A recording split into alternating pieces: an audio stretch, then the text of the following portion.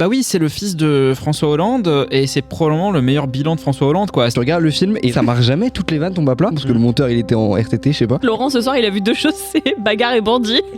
Ça fait trop rire. Je suis vraiment dans le pinacle de la virilité exacerbée et de la violence physique. C'est plutôt malin par moment, sauf que ça se casse tellement la gueule fort que tu te dis soit elle a pas fait exprès d'être intelligente. Non mais c'est un peu violent ce que je dis. Mais c'est même trop violent. Non mais c'est quand même l'épisode 47 du Ouin Cinematic Universe Vincent Macaigne. T'es sûr que tu veux pas Oui voilà exactement. Où est-ce qu'il est ? Mais où est-ce qu'il est ce con de Perchman ? La Perche est dans le cadre, c'est le podcast cinéma dans lequel on parle vite, mais on prend quand même le temps de débattre des films et séries qui font l'actualité. Dans l'épisode d'aujourd'hui, toute l'équipe de La Perche retombe en enfance. On jouera à la poupée dans le premier long métrage de Sophie Beaulieu, à la bagarre dans celui de Julien Royal et au bandit avec la première série créée par Capucine Rochant en binôme avec son père Eric, à qui on doit Le Bureau des légendes. Puisqu'on est d'humeur nostalgique, on se demandera en focus du jour où sont passées les bonnes séries françaises. Et en fin d'émission, carte blanche à Rita qui nous parlera de son premier amour, les parenthèses dansées au cinéma. Silence, moteur, La Perche est dans le cadre, mais on s'en fout, on fait de la radio. Action! Et bonjour à toute l'équipe, on est nombreux sur les canapés aujourd'hui. Salut Yuri pour commencer, tu vas bien? Ouais, ça va. Bonjour. Eh bah tant mieux. Sur le canapé de gauche, Laurent, Félix et Émile. Et sur les canapés de droite, Alban, Rita et Valentin. Coucou à tout le monde. On commence comme chaque semaine avec le courrier des perchés. Merveilleux jour que le dimanche. C'est pour moi le plus beau de la semaine. Pourquoi cela te plaît ? Parce qu'il n'y a pas de courrier le dimanche.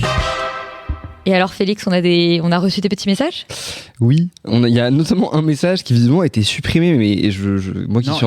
Il n'a pas été supprimé, on a oublié d'y répondre. On a oublié d'y répondre la semaine dernière, Okay. Il n'a pas été supprimé. Il est encore d'actualité. A priori, il a pas... Oui, quand il dit supprimer, c'est parce qu'il c'est en mode non, parce qu'après, je suis allé voir et même ce commentaire-là a disparu, donc je sais pas. Ah ouais il a peut-être rajouté alors. Bon, bref. Il y a un d'entre nous qui efface les commentaires sans le dire aux autres. Non, je crois pas. C'est le réalisateur du coup de The Drama qui efface ce commentaire parce que donc quelqu'un nous fait remarquer effectivement que le réalisateur de The Drama a expliqué, je crois dans une interview, en tout cas il y a quelques temps, qu'il a eu une relation avec une fille de 16 ans quand il en avait 26 et du coup cette personne nous invite à ne pas aller voir The Drama pour cette raison. Et c'est vrai qu'effectivement peut-être que le réalisateur est un petit peu bizarre. Chacun son avis. Je vous invite à lire c'est pas une interview, c'est carrément lui qui a écrit une tribune de lui-même sans qu'on lui demandait en disant j'ai 26 ans, ma meuf, je crois que j'ai 26 ans, ma meuf en a 16 et fuck tous les rageux. Et personne ne lui avait rien demandé et il a juste expliqué pourquoi est-ce que sa copine est plus mature que les autres. Oh, wow. et qu'ils s'entendent bien parce qu'elle lui parle de films de Bergman. Je vous jure que c'est ça la tribune, je vous invite à la lire, elle a été traduite. Tous les références à Bergman dans The Drama. Et non, et surtout dedans il dit que en fait ce qui l'a légitimé dans sa relation parce qu'il se sentait un peu coupable parce que ses potes étaient un peu en mode frère c'est qu'il a vu le film Manhattan de Woody Allen. Ah non, c'est dans ça. C'est ça le lien. Et moi je trouve que c'est assez légendaire. Maintenant je sais pas où il en est aujourd'hui, j'en sais rien. C'est malheureusement légal ce qu'on décrit, tu vois, je pense chacun Je connais pas la législation aux États-Unis. En France c'est 15 ans. Là où il habitait c'était je sais plus quel pays. En Norvège. En Norvège c'est légal, c'est pour ça qu'il fait sa tribune, c'est de dire c'est légal, pourquoi est-ce que vous mettez quelque chose de moral sur quelque chose de légal. Après chacun fera ses décisions, mais effectivement il y a une phrase où il dit j'ai choisi Woody Allen plutôt que mes amis. Oh, Mais il devait pas en avoir beaucoup. Je sais pas s'il fait le meilleur choix. C'est pas du tout la bonne manière d'en parler, on peut pas en parler de manière non. étendue en voix des lecteurs, mais juste pour faire comprendre à cette personne qu'on n'est pas en train de faire de l'effacement de ce genre de Ah non, commentaires. c'est vraiment un oubli sincère la semaine En dernière. plus, c'est intéressant parce que en effet, c'est ressorti et que ça résonne du coup visiblement avec la réception du film. Donc c'est bien. Voilà. Tout à fait. Ensuite, rien à voir. Hello les perchés, l'un d'entre vous a dit que les scénarios de la série En Thérapie sonnaient faux. Pas du tout d'accord avec vous. C'est justement la résonance vraie, unanimement saluée par le public et la critique, et même par les psys, qui a contribué au succès immense de cette série. Justement, ça sonnait très vrai. Mais alors ça, par contre, j'ai du mal à comprendre parce qu'il me semble qu'on n'a pas dit ça. Ouais, moi j'ai réécouté là, mais j'ai pas compris. Moi, on n'a pas. Il me semble qu'on n'a pas dit ça parce qu'on a. On a plutôt dit que c'était bien. On a plutôt dit que c'était une bonne série. Je crois que le lien, peut-être qui s'est fait, c'est qu'on a dit que c'était une série qui traitait de l'actualité, puisque la série décide de traiter dans la première saison des événements du 13 novembre et dans la seconde du post-Covid. Et ensuite, à un moment donné, on a dit que c'était pas toujours le meilleur de Toledano et Nakache quand ils s'emparaient de l'actualité, mais on n'a pas fait de lien entre les deux puisqu'on trouve pas du tout que ce soit maltraité dans Thérapie. Non, là tu viens de dire ce que j'allais répondre, mais moi aussi, pendant l'émission, j'ai eu cette petite impression qu'effectivement, c'était vu qu'on parlait du moins bon de Nakache et Toledano et qu'on a enchaîné avec En Thérapie, moi j'ai fait le lien aussi alors que j'étais sur le canapé, donc c'est possible que notre auditeur voilà. l'ait fait. Et du coup, effectivement, c'est bien de résoudre. C'est Claudine. Ah, c'est Claudine. Eh bien voilà, Claudine. Et ensuite, dernier commentaire. Salut la perche, je vais essayer de partager mon ressenti sans vous froisser, promis. J'ai beaucoup aimé Good Luck, Have Fun, Don't Die, film somme, film mix, pas révolutionnaire mais sincère, un film d'artisan, un soupçon de l'armée des 12 singes, d'Akira, des Body Snatchers, avec une dose de Terminator, une pointe de Le jour de la marmotte et même de Toy Story. Bon, tout ça on ment bien quand même. C'est toi qui le dis. Ça c'est moi qui le dis. Moi je le dis aussi. Le genre de mashup qui n'est acceptable que quand bien exécuté. Et ça, effectivement, c'est plutôt bien exécuté. Ce qui est le cas ici, et donc je le recommande en salle à tous les boomers, parce que oui, c'est un film de boomer pour boomers. Rien de négatif à ça. Mais pour vous, ça semble être le summum de la honte, du cringe, de la loose. Alors, je vais me poser un tout petit peu dans le commentaire. C'est pas ça qu'on dit. Enfin, c'est pas le côté oh là là, c'est un film pour les vieux. Donc du coup, la honte, c'est plutôt, je trouve, la vision personnellement de l'IA et des jeunes absorbés par leur téléphone, etc., qui me paraît être daté, un peu bidon. Parce que par ailleurs, dans cette équipe, il y a des gens qui aiment bien les films de vieux. Hein. On a vu Maigret, on a bien aimé. Surtout pas le Maigret l'or et le. Laissons Maigret tranquille. Je reprends. Les boomers sont définis comme tels principalement par leur date de naissance. Ils appartiennent à une génération. Ils ont connu un temps avant les réseaux sociaux et les smartphones, les trends et les AA slop. Ce film est donc fait pour eux, par eux, et trouvera peut-être avec le temps un accueil favorable des futures générations. Donc Boomer Forever, Born and Raised, le film de Verbinski a le mérite d'avoir une vraie réal, une vraie production dans le design et la photo, un super casting. Ce genre de film mérite d'être soutenu par le public ciblé. Ça me fait penser à Cable Guy de Ben Stiller qui s'est fait descendre pour son discours un bras moraliste, éteignez votre télé, lisez un livre. L'ironie est que le duo Nakache et Toledano passe à travers votre filtre spécial boomer, peut-être parce que eux sont encore plus rétrogrades que cette génération, plaisant au mieux aux baby boomers qui eux aussi ont le droit à leur cinéma, hein. Mais oh là là, quel enfer depuis Intouchable, les enfilades de perles démagogiques qu'ils continuent de servir. Force à vous de me lire, je vous souhaite de poursuivre votre aventure collective encore longtemps, peace. Qui répond là? Juste, moi j'ai une question. Qu'est-ce que vous comprenez par l'enfilage de perles démagogiques de Intouchable? Que genre c'est pas bien de créer l'amitié entre les noirs et les personnes en situation de handicap? C'est vrai. J'ai pas vu le film depuis que j'avais 11 ans. Pour le coup, c'est quelque chose qui est assez marrant parce que de nos jours, c'est vrai que ça se fait moins. On revient à un truc qui est un peu plus qui accepte ça de manière un peu plus claire, mais il y a eu toute une période où on disait que c'était plein de bons sentiments, tu vois, que les trucs ils étaient bien pensants, plein de bons sentiments machin, et que c'était considéré comme neuneux et pas intéressant. Moi, je suis pas d'accord avec ça, mais c'était une opinion qui pouvait avoir cours, en tout cas quand on parlait d'Intouchable. Le fait est que moi je trouve que ça se discute, etc. Mais il y a des gens qui trouvent que à partir du moment où c'est entre guillemets trop gentil et prom dog, ça les fait bader. Et c'est potentiellement d'ailleurs un truc de génération. Il a peut-être raison. Oui, mais enfin là en plus déjà il fait le mélange entre les boomers et Toledano Nakache. Oui, non mais par ailleurs nous on n'a pas utilisé le terme boomer comme un terme sociologique de désigner une génération. C'est fait trigger comme un snowflake de la Gen Z là. Non mais en plus on l'aime bien, il est gentil donc on lui fait des bisous. Et moi je suis d'accord, j'avoue que j'aime pas Intouchable pour les raisons dont il soulève. Oui, donc on est... Mais t'es d'accord sur le rien. T'es le Gen Z le plus Gen X que je connais. Bah après moi j'ai pas aimé Have Fun Don't Die donc oui. Je suis d'accord avec ce film la Good Luck oui, voilà, ce truc avec le nom improbable. Mais en gros nous on fait ni jeunisme ni agisme, a priori on juge les films chacun avec nos sensibilités, mais il y a pas forcément de question générationnelle. C'est très vrai. Il y a pas, je pense que personne ici on peut parfois dire que c'est quelque chose sans la naphtaline, mais sinon et parfois on aime ça. Non, et parfois on aime ça, mais c'est souvent pour des choses qui ont une manière plutôt rétrograde de justement d'aborder le cinéma. C'est plutôt même pas rétrograde, c'est plutôt simpliste. Moi c'est pour ça que je dirais. Voilà, j'ai même pas vu le film comme d'habitude, mais je trouve que c'est dommage de justement s'auto-enfermer dans une case en disant c'est un film de boomer pour les boomers par les boomers. Je crois même pas comme si en plus c'était une espèce protégée rare au cinéma. On parlait de boomer gays essentiellement. Bon, merci Félix pour ce courrier et on passe tout de suite au box-office de la semaine. Bon, là c'est le calme plat, mais est-ce que ça peut pas quand même péter un de ces quatre? Est-ce que Super Mario est redescendu de la première marche, Yuri ? Ben non, parce qu'il fait toujours 970 000 entrées pour sa 3e semaine. Il arrive à 4 millions. Il va globalement éclater toute la concurrence. Le Marsupilami qui lui dépasse les 6 millions d'entrées cette semaine également. Donc c'est deuxième, non ? Non, qui est genre 14e, mais bon, quand même, il passe les 6 millions. Non, dans les films dont on a parlé, dont on va parler, ben il y a juste une illusion de Eric Toledano et Olivier Nakache qui fait pas une si bonne performance que ça au vu du démarrage qu'il a fait. Je m'explique. Souvent, quand les films font des premiers jours ou des premiers quelques jours ou un premier week-end convaincant, on fait un calcul assez simple et on estime assez justement combien il va faire en première semaine. Là, sur les premiers jours, on attendait qu'il fasse 700-800 000 et finalement, il fait que 600 000 entrées sur sa première semaine, 630 000 entrées, ce qui est quand même toujours très honorable, on va pas se mentir. 12 millions. C'est 12. 12 millions, ouais. 15, donc c'est honnête, entre 12 et 15. Oui, bon, ouais. Mais donc, en fait, c'est quand même moins un giga carton que ce qui était prévu. Bon, mais après, le film bénéficie quand même plutôt d'un bon bouche à oreille, j'ai l'impression, jusqu'à présent. En 3e position, il y a Bagarre, le film dont on vous parle juste après. Le film de Julien Royal, qui fait 209 000 entrées sur sa première entrée.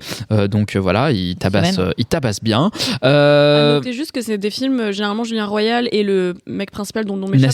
Nassim Lies, c'est plutôt des personnes qui font des films pour les plateformes, qui sont du sur même Netflix, acabit en plus, et donc c'est assez intéressant. Parce que je pense que c'est les premiers de tous ces mecs-là qu'on voit généralement sur Netflix à réussir à traduire ça et à convertir ça en public en salle. Oui, et le Réveil de la momie que Félix avait pas aimé, fait quand même ses 150 000 entrées, donc voilà, il gratte son type de boomer, c'est aussi. Non, et La Corde au cou, donc le film qu'on a bien aimé la semaine dernière, qui fait 62 000 entrées pour sa première semaine, ce qui est pas du tout déshonorant pour un film qui a une toute petite distribution à seulement 200 copies. Mais voilà, s'il passe à côté de chez vous, allez le voir. C'est un film tout à fait sympa, tout à fait intéressant à aller découvrir justement en salle. Voilà.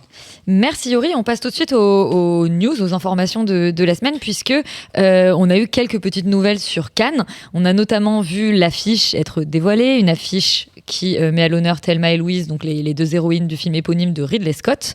Rita ? Oui, comme tu l'as décrit, c'est une affiche qui est en noir et blanc et qui montre les personnages plutôt au repos, je dirais, dans le film. Ce qui est assez étonnant, je trouve. Je suis hyper contente que l'affiche rende hommage à ce film-là, mais c'est vrai que de toutes les séquences qui auraient pu faire une bonne affiche, ou même juste de toutes les choses en mouvement, parce que c'est un film qui est très en mouvement, c'est assez étonnant qu'ils aient décidé de les prendre en photo en noir et blanc et assez sage presque. Mais j'ai trouvé ça, mais c'est trop cool de rendre hommage à ces deux actrices et à ce film. Et je me demande ce que Ridley Scott en pense, sincèrement.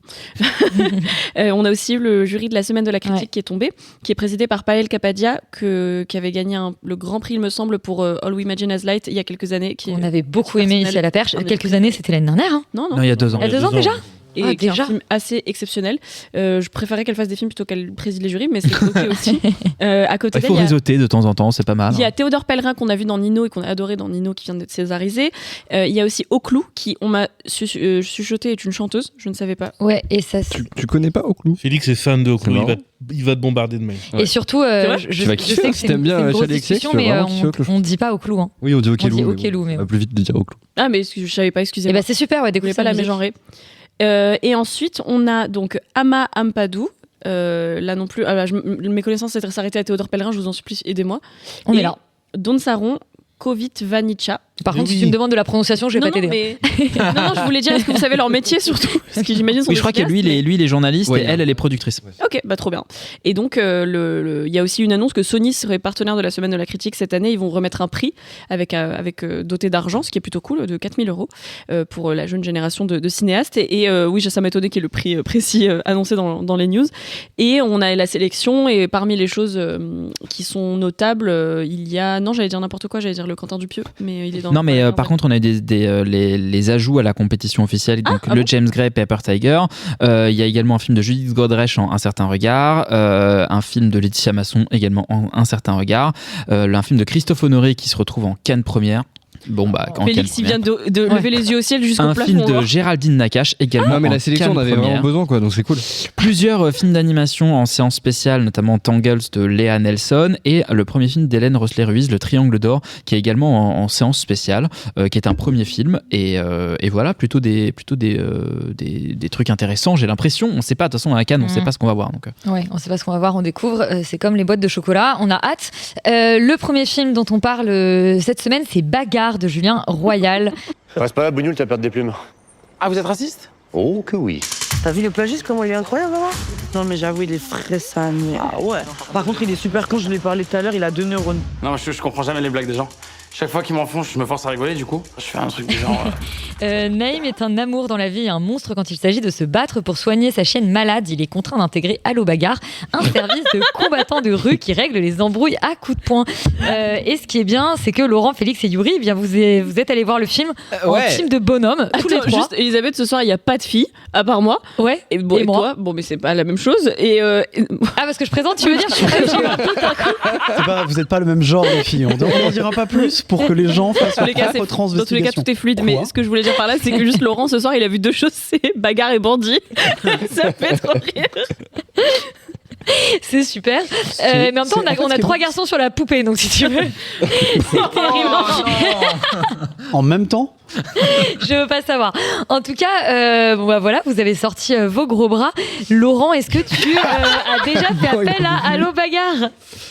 J'ai pas besoin, meuf. Je suis un mec, genre, je règle mes problèmes tout seul. Comme vous, enfin, je suis comment dire, les gens le voient pas, mais il est installé comme s'il allait menacer quelqu'un de mort là. Mais de côté crime organisé, quoi. Voilà, je suis vraiment dans le pinacle de la virilité exacerbée et de la violence physique. Je suis un fou d'ultra-violence. Bref. Et en même temps, t'as adoré le film.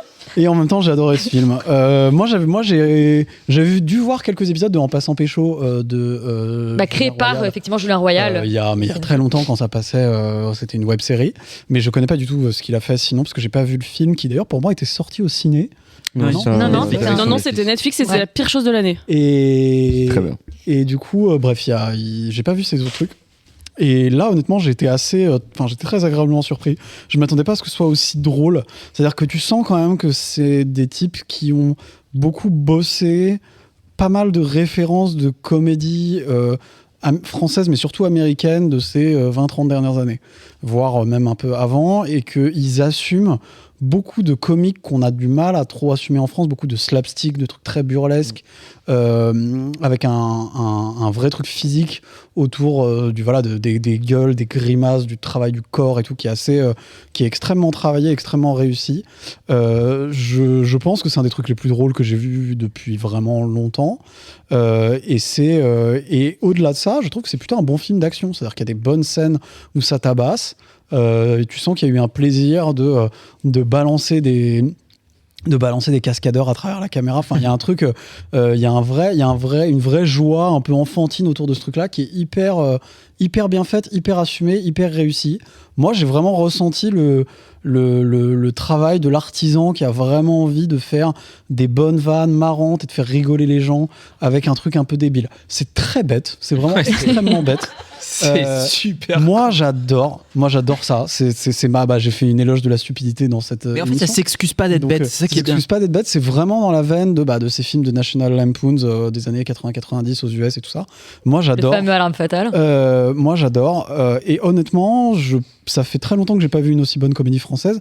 Je pense d'ailleurs que c'est potentiellement une comédie générationnelle. C'est-à-dire qu'il y a un monde dans lequel ça devient la cité de la peur de la jeune génération, quoi. Vraiment, je plaisante pas. J'ai trouvé ça bien à ce point. Donc, si vous aimez l'humour débile et les gens qui se tatanent la gueule, comme moi, allez voir ce film vraiment le plus vite possible. Félix, toi, t'es déjà un amateur d'En passant pécho? Ouais, après de manière nostalgique parce que c'est mon collège et que du coup forcément j'avais les refs, etc. Rita, elle tape une alu totale, elle se dit qu'est-ce qui se passe? Moi je pensais que vous alliez éclater ce film. Mais ouais, je sais pas ce qui se passe. Moi j'y suis allé parce que je ne savais pas que c'était Julien Royal, je savais pas que c'était la team En passant pécho, j'ai vu l'affiche, ils m'ont traîné, on s'est dit allez on fait Cinémasque, c'est parti. C'était marrant. Et en fait effectivement j'ai retrouvé Sachant que sur la conversation groupée j'écrivais toujours bagarre en majuscule parce que ça me faisait rire, quoi. et tu sais quoi, c'était marrant. C'était plutôt une bonne vanne. Ah donc c'est ce niveau les fans du film. Voilà. Non mais en vrai effectivement moi je retrouve l'espèce de jouissance et la créativité, je trouve, dans l'humour et dans la caractérisation des personnages, parce que du coup le personnage principal fait des espèces a un rire extrêmement absurde, a toujours le visage qui se déforme dans tous les sens. Enfin, ils en font tous des caisses, mais on sent que c'est toujours incarné pour raconter un truc du personnage, en tout cas pour faire rire. Enfin, je trouve qu'il y a une vraie sincérité là-dedans, que tout le monde a mis du cœur à l'ouvrage et pas de manière cynique. Et du coup, j'avoue que ouais, j'en j'encourage complètement les gens à y aller parce que je trouve que, enfin, comme tu l'as dit, même dans les scènes d'action, il y a une volonté de destruction des décors, il y a toute une scène de bataille dans une cuisine avec un micron, enfin ils ont vraiment réfléchi leur truc et c'est pas juste simplement ah là là on va faire des blagues méta et en fait on va faire n'importe quoi et on va mettre genre Ramsey qui va faire des espèces de vannes machin. Non, je trouve qu'il y a Ramsey en méchant qui est incroyable. Ouais, il y a une vraie volonté à chaque fois de raconter quelque chose. Même Anaïd Rosam, elle est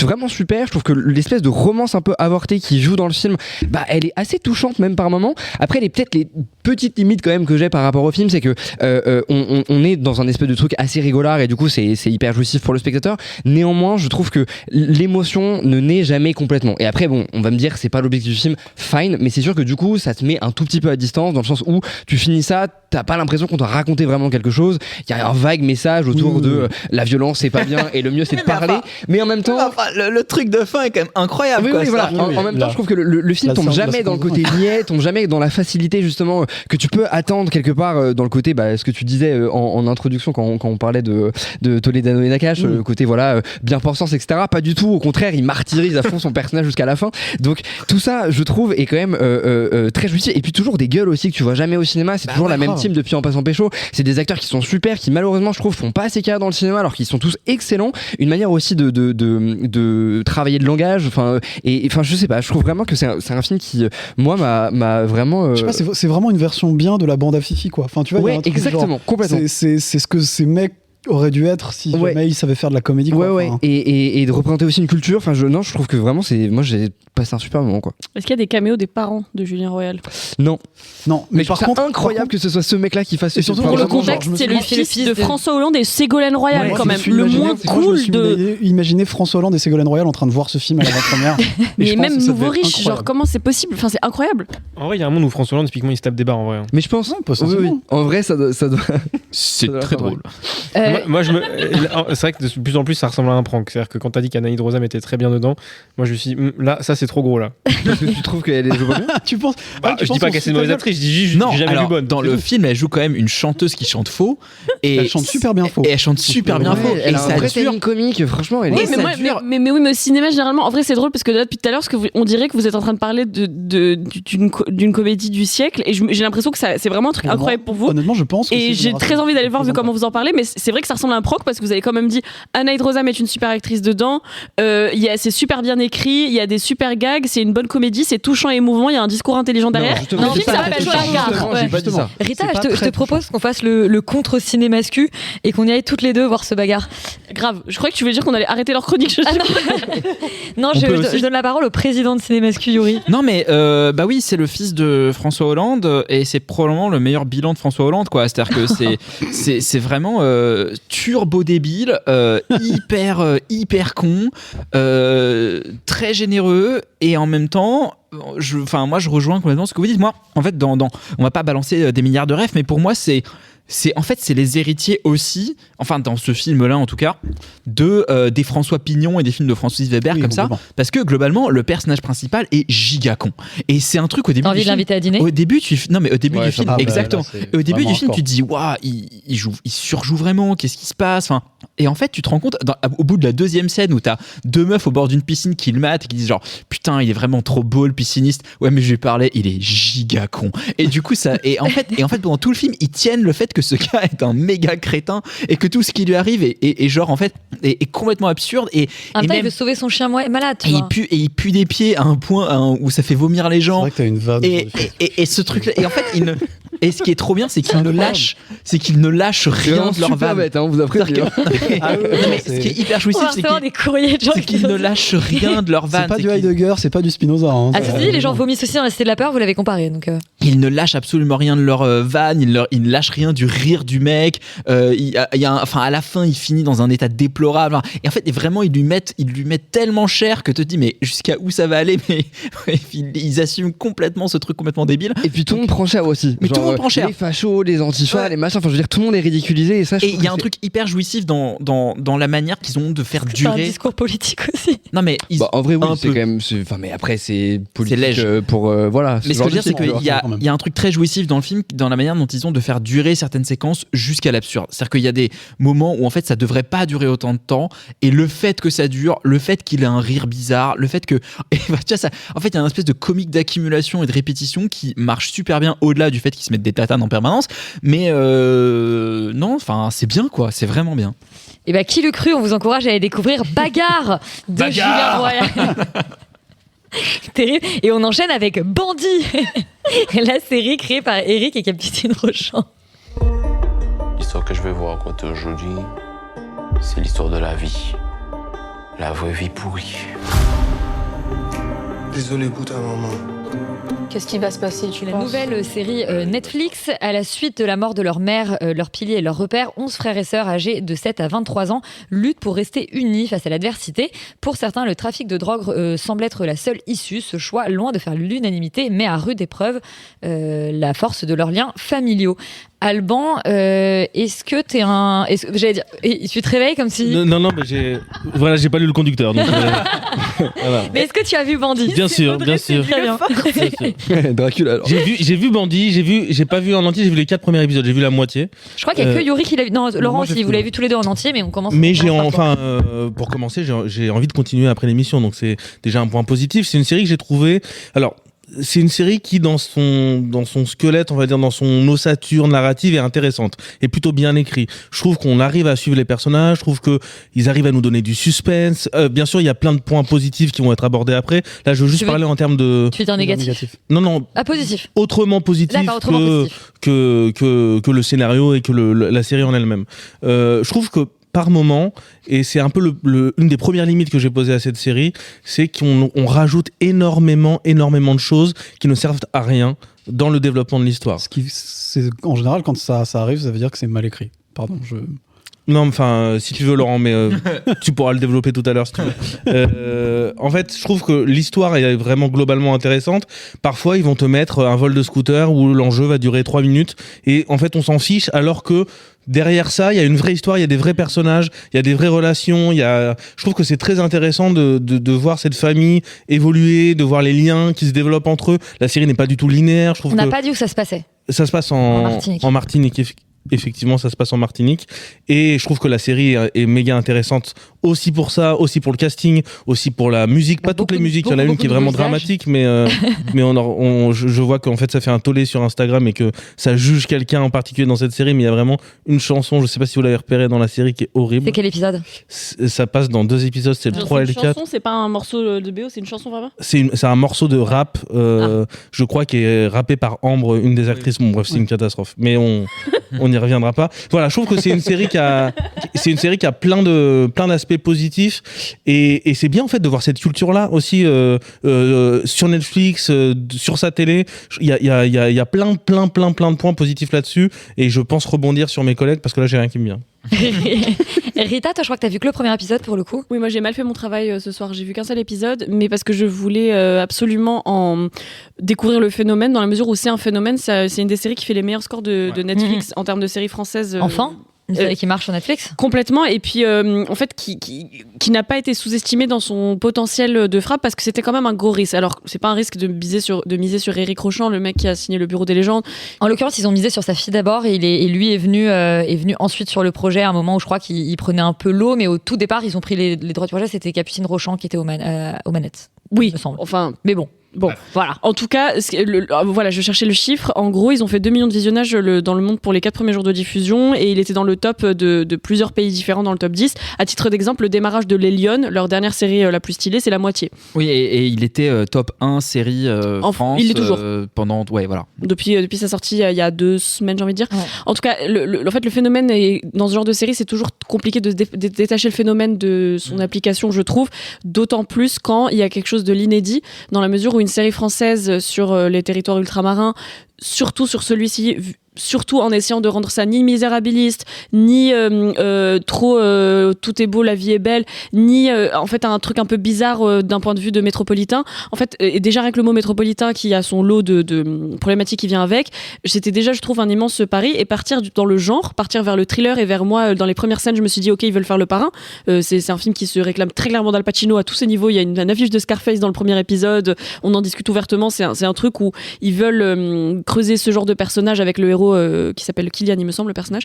À partir de ce premier épisode, moi j'ai vu une série qui était bancale dans son écriture, dans ce démarrage-là, qui heureusement peut se reposer effectivement sur une BO, sur des acteurs, sur des actrices, sur une atmosphère qui est déjà parce qu'elle est inédite, intéressante, parce qu'on voit rarement ces choses-là représentées à l'écran. En fait, on entend du créole, des dialogues en créole. Exactement. Et c'est rarissime. C'est non seulement c'est rare, mais surtout sur une plateforme comme ça. En fait, quand je dis plateforme, je veux pas dire un streamer, je veux dire sur un piédestal comme ça. C'est tellement inédit que rien que ça déjà, t'es en mode ok, trop cool. Ensuite, ils ont réussi à caster des gens assez exceptionnels. Il y a quelques personnes qui font pas le poids par rapport à d'autres, mais je trouve que c'est quand même un casting vraiment vraiment super cool.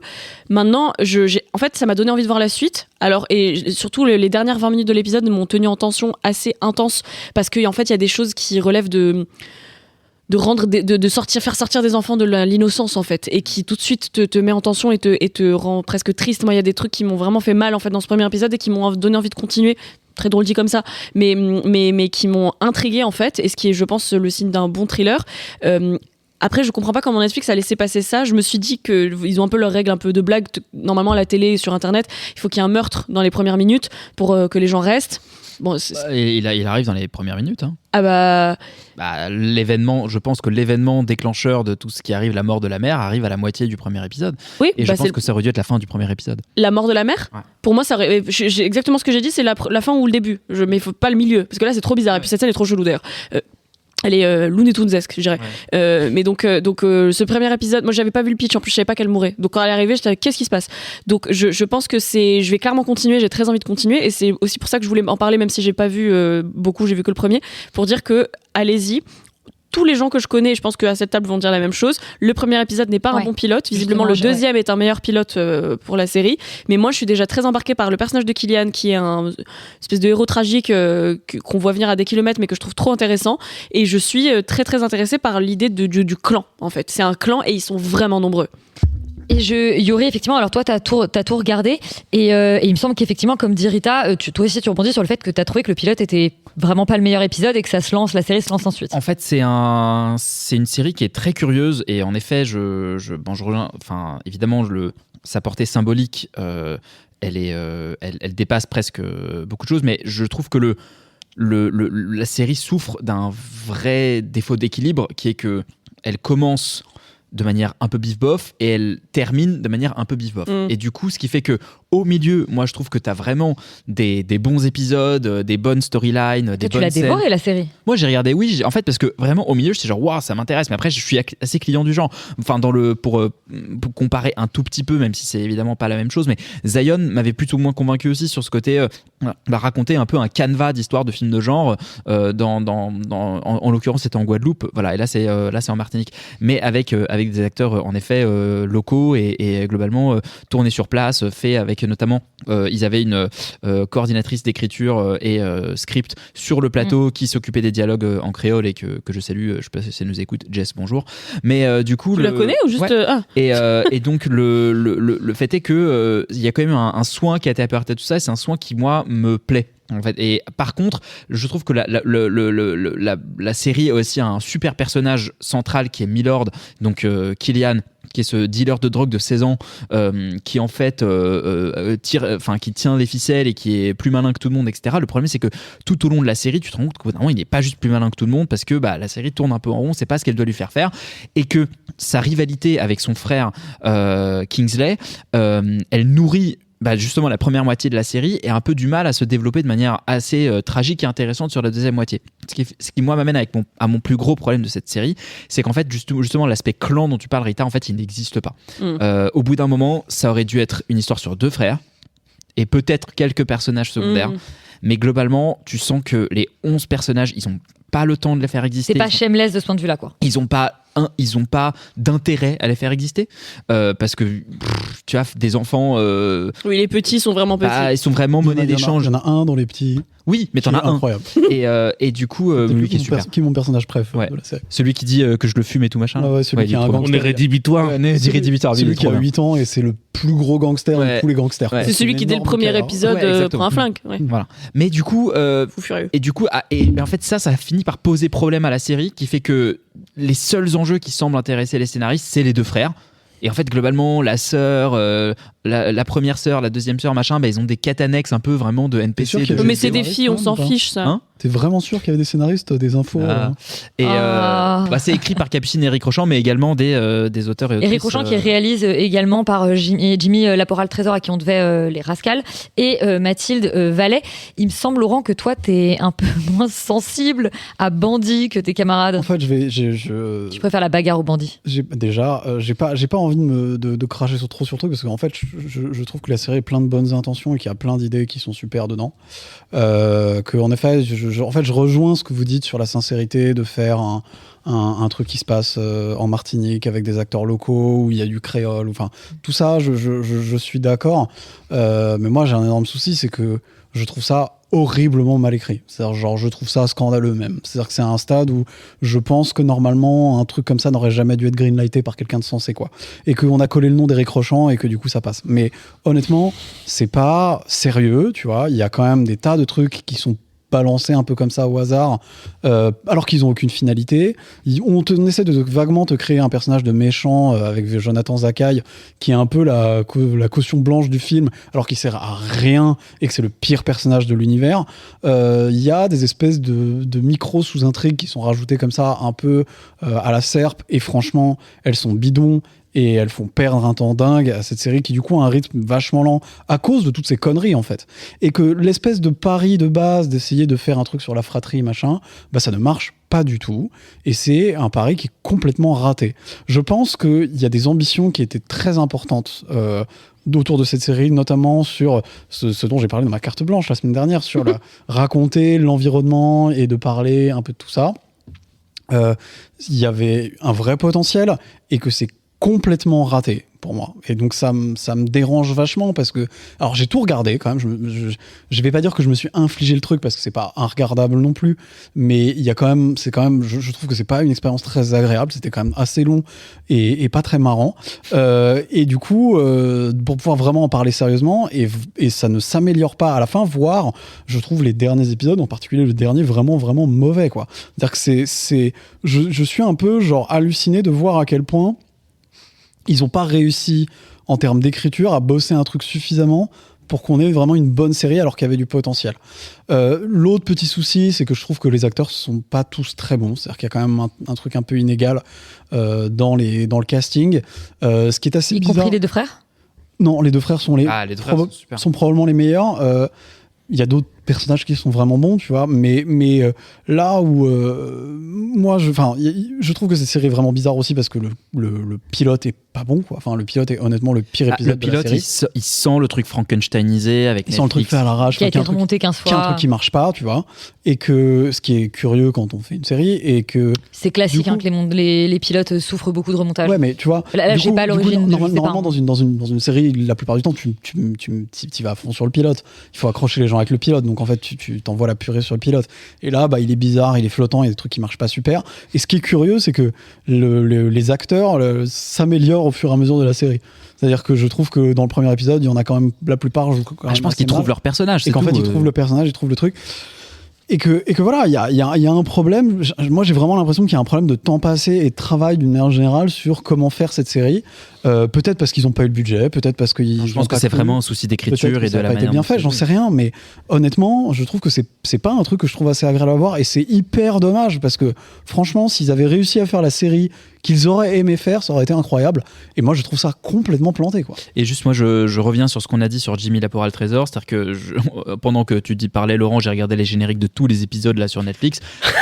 Il n'a pas réalisé d'épisode. Oui, à côté de moi, oui. Voilà. Mais c'est trop bizarre, cette fake news. C'est Mathilde Vallet et Éric Rochant. Donc Éric Rochant Marchand sur les 5 premiers et Mathilde Vallet sur les 3 derniers. En tout cas, je suis content parce que je me posais la question de ce que les gens faisaient pendant que je parlais. Et maintenant, je suis Ah, mais t'écoutes pas, c'est sûr. Mais en même temps, faut pas trop t'écouter, non?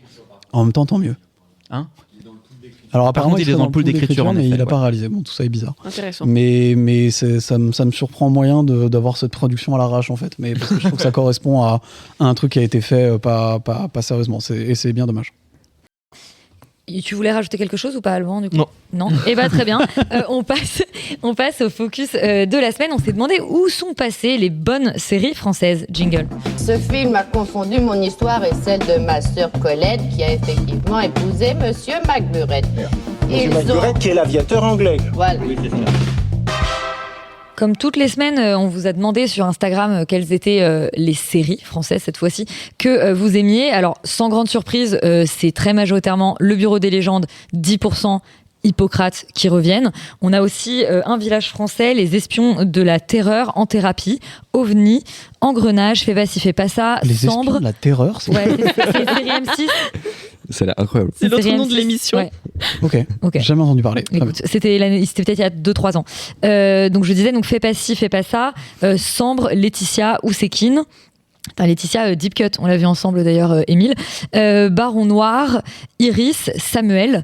Voilà, donc ça fait quand même un bon petit tour de série, mais ce qu'on remarque, c'est qu'à part effectivement donc Les espions de la terreur et Iris et Samuel, on est quand même sur des séries qui commencent à dater d'il y a quelques années, et c'est effectivement le premier point qu'on va se poser, parce qu'on se demande où elles sont passées. Ça veut dire qu'il y a une époque où on considérait en tout cas qu'il y en avait quelques-unes qui surnageaient. On va peut-être commencer par alors c'est pas vraiment un point historique, puisqu'on va remonter qu'au début des années 2000. Bah, dans l'idée, c'est vraiment de faire un petit historique de comment le marché et le milieu de la série a évolué ces 25 dernières années en France, parce que ce qui nous intéresse, c'est plutôt aujourd'hui. Et le marché français. Parce que bon, la première série française, elle date de 1950, je sais même plus comment elle s'appelle. Oui, voilà. Mais donc l'idée, c'est pas de faire un historique de ça, c'est plutôt aussi de dire que c'est un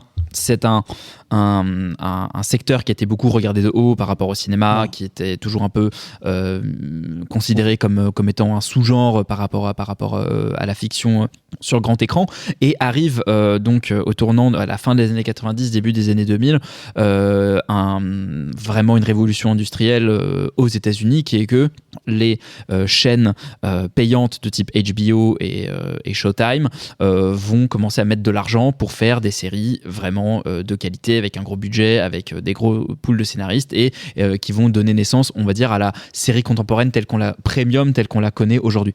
Et en fait, cette évolution-là va arriver en France à peu près 10 ans plus tard, avec les premières grosses séries Canal, donc dans les années 2006-2007, la plus connue du genre étant Engrenage, et ça va aussi ouvrir, je pense, une décennie, peut-être une quinzaine d'années, de séries françaises comme ça, premium. On a eu ensuite Les Revenants, qui a fait un peu un grand bruit, 10%, Mafiosa, Baron Noir, Bureau des légendes, et en fait, et du coup, ça a créé une espèce d'émulation et de véritable engouement pour le genre. On a formé des gens, des écoles se sont créées, jusqu'à l'arrivée des séries qui sont beaucoup exportées. Je sais que notamment Jour polaire était une des séries européennes qui s'est le mieux exportée. Enfin, voilà, il y a eu un peu des grosses séries à une époque. Et du coup, le fait est que on arrive aujourd'hui avec une époque où les streamers ont promis monts et merveilles à tous les scénaristes de France, et que peut-être cette promesse n'était pas la plus juste. Et justement, tu parles de formation, et ça pourrait être un premier angle d'attaque sur ce sujet, qui était un peu provocateur à escient, le fait de dire où sont passées les bonnes séries françaises, parce qu'en fait, les personnes qui se sont lancées et qui ont fait les séries qu'on trouve aujourd'hui être les grandes séries françaises, donc généralement Le Bureau des légendes et 10%, pour dire les plus connues. Avec et Un village français pour le côté télévision publique. Voilà, et Un village français, c'était, si je dis pas de bêtises, des gens qui venaient vraiment de la télévision, qui ont fait cette série. Le Bureau des légendes, Éric Rochant, c'était un cinéaste de cinéma initialement, et 10%, c'est un alliage de donc Clapiche qui vient du cinéma, d'agents qui viennent du cinéma. C'est Dominique Besnéard qui a produit. Dominique Besnéard, qui est donc un agent initialement avant d'être un producteur, et ensuite des scénaristes qui se sont greffés après ça. Et je trouve que c'est la première voie intéressante pour discuter de ça, c'est que la série en France, sachant que le cinéma en France de base, depuis la Nouvelle Vague, c'est quelque chose qui découle des auteurs. Donc c'est un auteur, quand on dit ça, on veut dire quelqu'un qui écrit et réalise son propre film. Oui, surtout des réalisateurs. Et voilà, des réalisateurs, ce qui donne ce qu'on appelle les films d'auteur, ce qui est un film où l'auteur et le réalisateur sont la même personne, et qui ensuite du coup se traduit très mal pour la série, parce que c'est impossible de faire une série en étant une seule personne. Et il y a un métier qui crée débat autour de ça. Et déjà pour expliquer un peu le contexte, parce que c'est pas forcément très clair, le métier de showrunner, qui donc voudrait dire la personne qui gère la série. Aux États-Unis, il y a un showrunner par série, c'est indissociable. On peut pas avoir une série sans avoir de showrunner. C'est vraiment le capitaine du navire depuis l'écriture jusqu'au rendu final. Et qui peut avoir une voix. Qui peut avoir des réalisateurs, qui peut avoir des auteurs, qui parlent pour lui, mais c'est le chef. Et c'est pas le producteur pour autant. C'est le garant de la vision sur plusieurs saisons, parce que il y a parfois des auteurs qui restent quelques saisons, qui partent, des réalisateurs qui viennent que pour une demi-saison. Et quand les showrunners s'en vont, on s'en rend compte. Exactement. Donc, d'un exemple récent, si vous avez vu Killing Eve, la personne qui faisait qui showrunnait la série est partie après 2 saisons, et après c'est plus du tout la même série. Si vous regardez beaucoup de séries françaises, c'est souvent le problème qui arrive. C'est qu'on n'a pas de showrunner, c'est un métier qui n'existe pas encore vraiment. Généralement, on a une personne qui fait la direction de l'écriture, puis ensuite on a un réalisateur-réalisatrice qui gère le bloc mise en scène, on va dire, et on a surtout des producteurs qui prennent la place un peu des showrunners, mais qui gèrent d'autres choses en même temps, donc ils peuvent pas faire que ça. Et ça crée ce problème de j'ai l'impression que vous allez vous jeter sur le micro. Ça crée parfois ce problème-là au niveau de l'écriture, et ça pourrait aussi rentrer dans ce que disait Laurent sur la série Bandit. C'est que on a pas assez de personnes qui gèrent la cohérence globale de la série, et ensuite on n'a pas assez d'auteurs, parce que de base c'est pas un marché qui est assez grand. Il y a pas assez de monde pour regarder toutes les séries qu'on aimerait produire. On n'est pas comme les États-Unis où il y a 200 millions de personnes. On n'est pas si nombreux que ça. Et elles s'exportent moins. Elles s'exportent moins parce qu'elles sont en français. Le marché francophone n'est pas aussi grand que le marché anglophone, et surtout le marché francophone n'est pas aussi hégémonique, dans le sens où le au marché Maroc anglophone est mondial en fait. Non voilà, et c'est-à-dire qu'au Maroc les gens francophones ne regardent pas forcément les séries de la France, regardent les productions locales, pour donner un exemple précis. Et en fait, il y a plein de petites choses comme ça, on va rentrer plus en détail, qui font que c'est moins facile de financer, donc on en a moins, donc on forme moins d'auteurs, et c'est un peu le serpent qui se mord la queue, on a moins de gens qui sont compétents pour écrire des séries.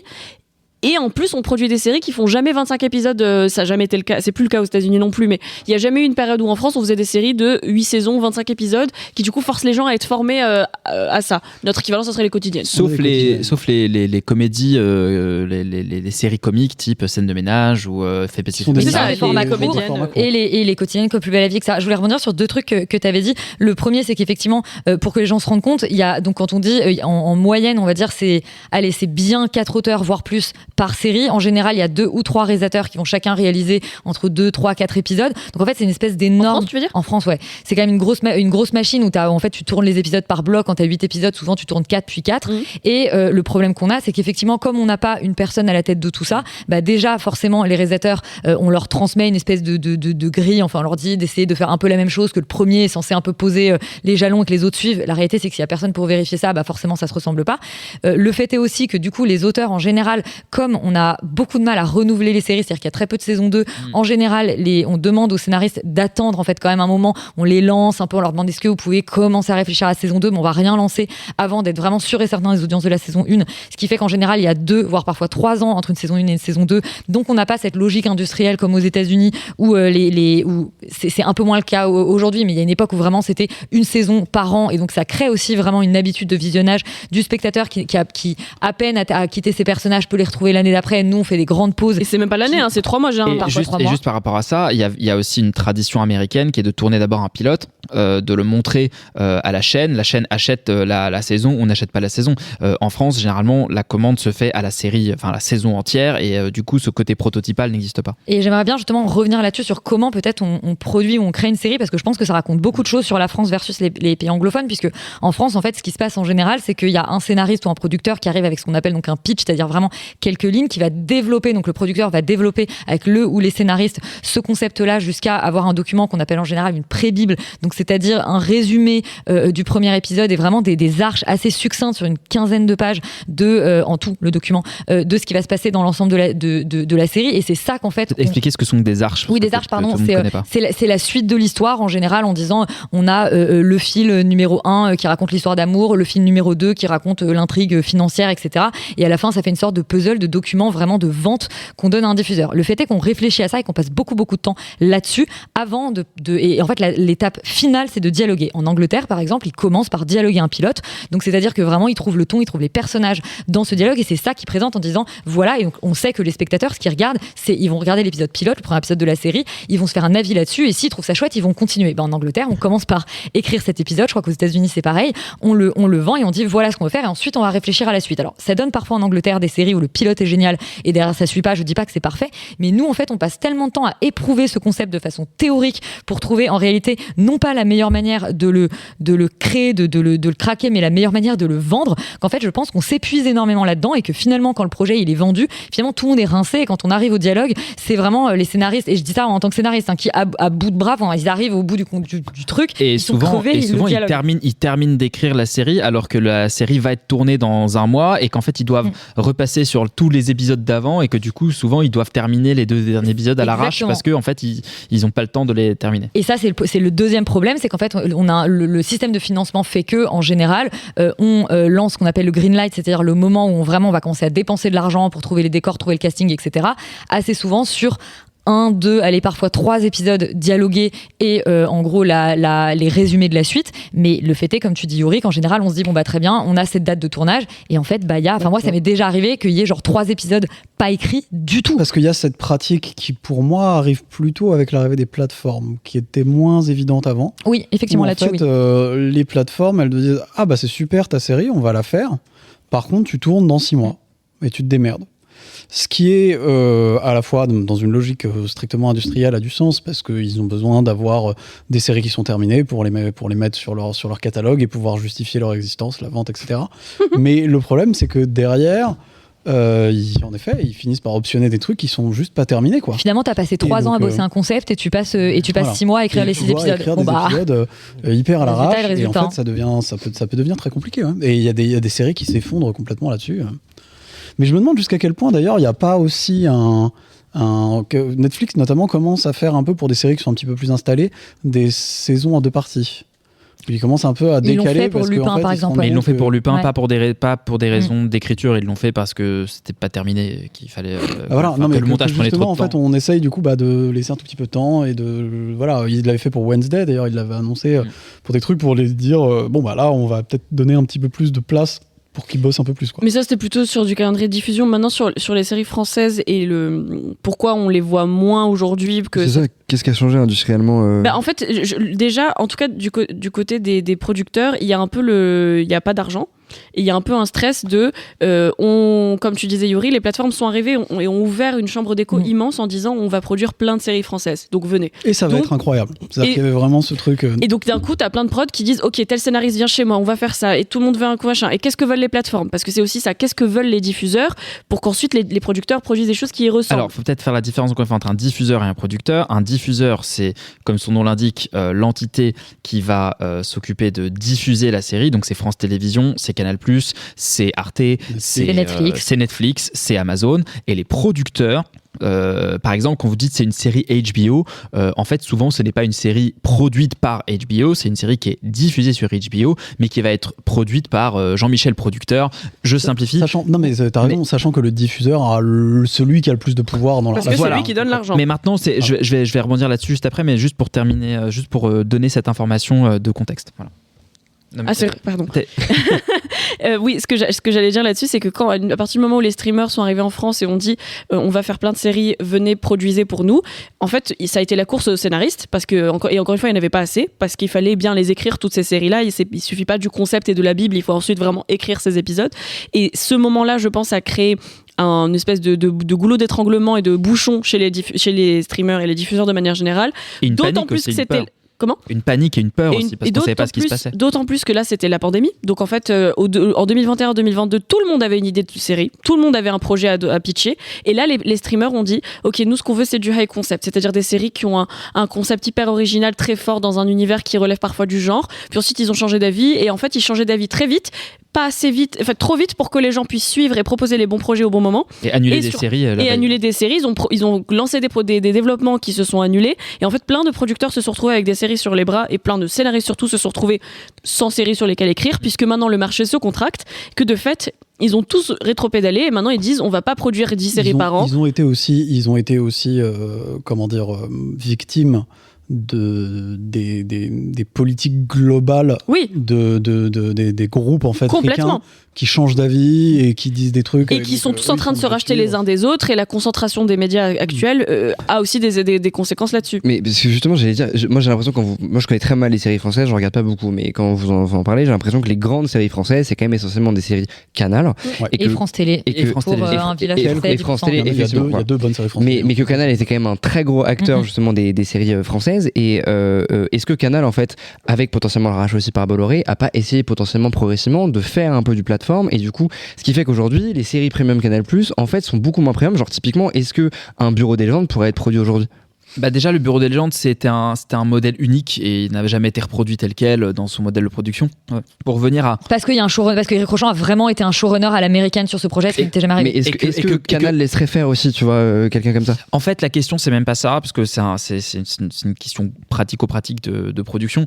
Il y a une étude qui est sortie il y a pas longtemps, je crois la semaine dernière, qui montre une évolution de la manière dont les séries sont financées. Et qu'avant, il y a encore 15 ans, je crois que c'est de l'ordre de 85-90% du risque financier, du coût financier, était pris par les diffuseurs. Donc en fait, c'était les diffuseurs qui optionnaient beaucoup plus de séries, prenaient plus de risques, donner plus la chance aux séries de se développer. Ce chiffre-là, je crois qu'il est passé à 58%. C'est-à-dire qu'aujourd'hui, donc, il reste et donc le reste du risque financier, il est pris par les producteurs. Donc en fait, il est pris par des mecs qui vont sortir de l'argent littéralement de leur poche sans savoir si la série va être optionnée par un diffuseur. Donc ça, c'est un signal extrêmement inquiétant pour le secteur, du fait que moins t'as de gens qui ont de l'argent à mettre, plus tu vas avoir une aversion au risque, plus tu vas avoir justement une contraction sur les types de projets, et ça, c'est vraiment arrivé dans les dernières années. Non, et surtout que c'est le diffuseur, c'est lui qui a la main pour pouvoir faire de l'argent dessus. Oui, bien sûr. En fait, le diffuseur, c'est lui qui a une série entre les bras et qui peut dire je vais la diffuser, mettre de la pub et gagner de l'argent là-dessus. Ce que le producteur, lui, peut pas. Donc en fait, cette disproportion-là, il y a aussi un deuxième facteur qui est que d'abord, on va dire, émergence de tout un nouveau tas de nouveaux guichets, ça a aussi créé un appel d'air sur le métier de scénariste. Et de fait, comme en fait finalement c'était pas du tout l'avenir rose bonbon qui était vendu, c'est un métier qui s'est également énormément précarisé et paupérisé.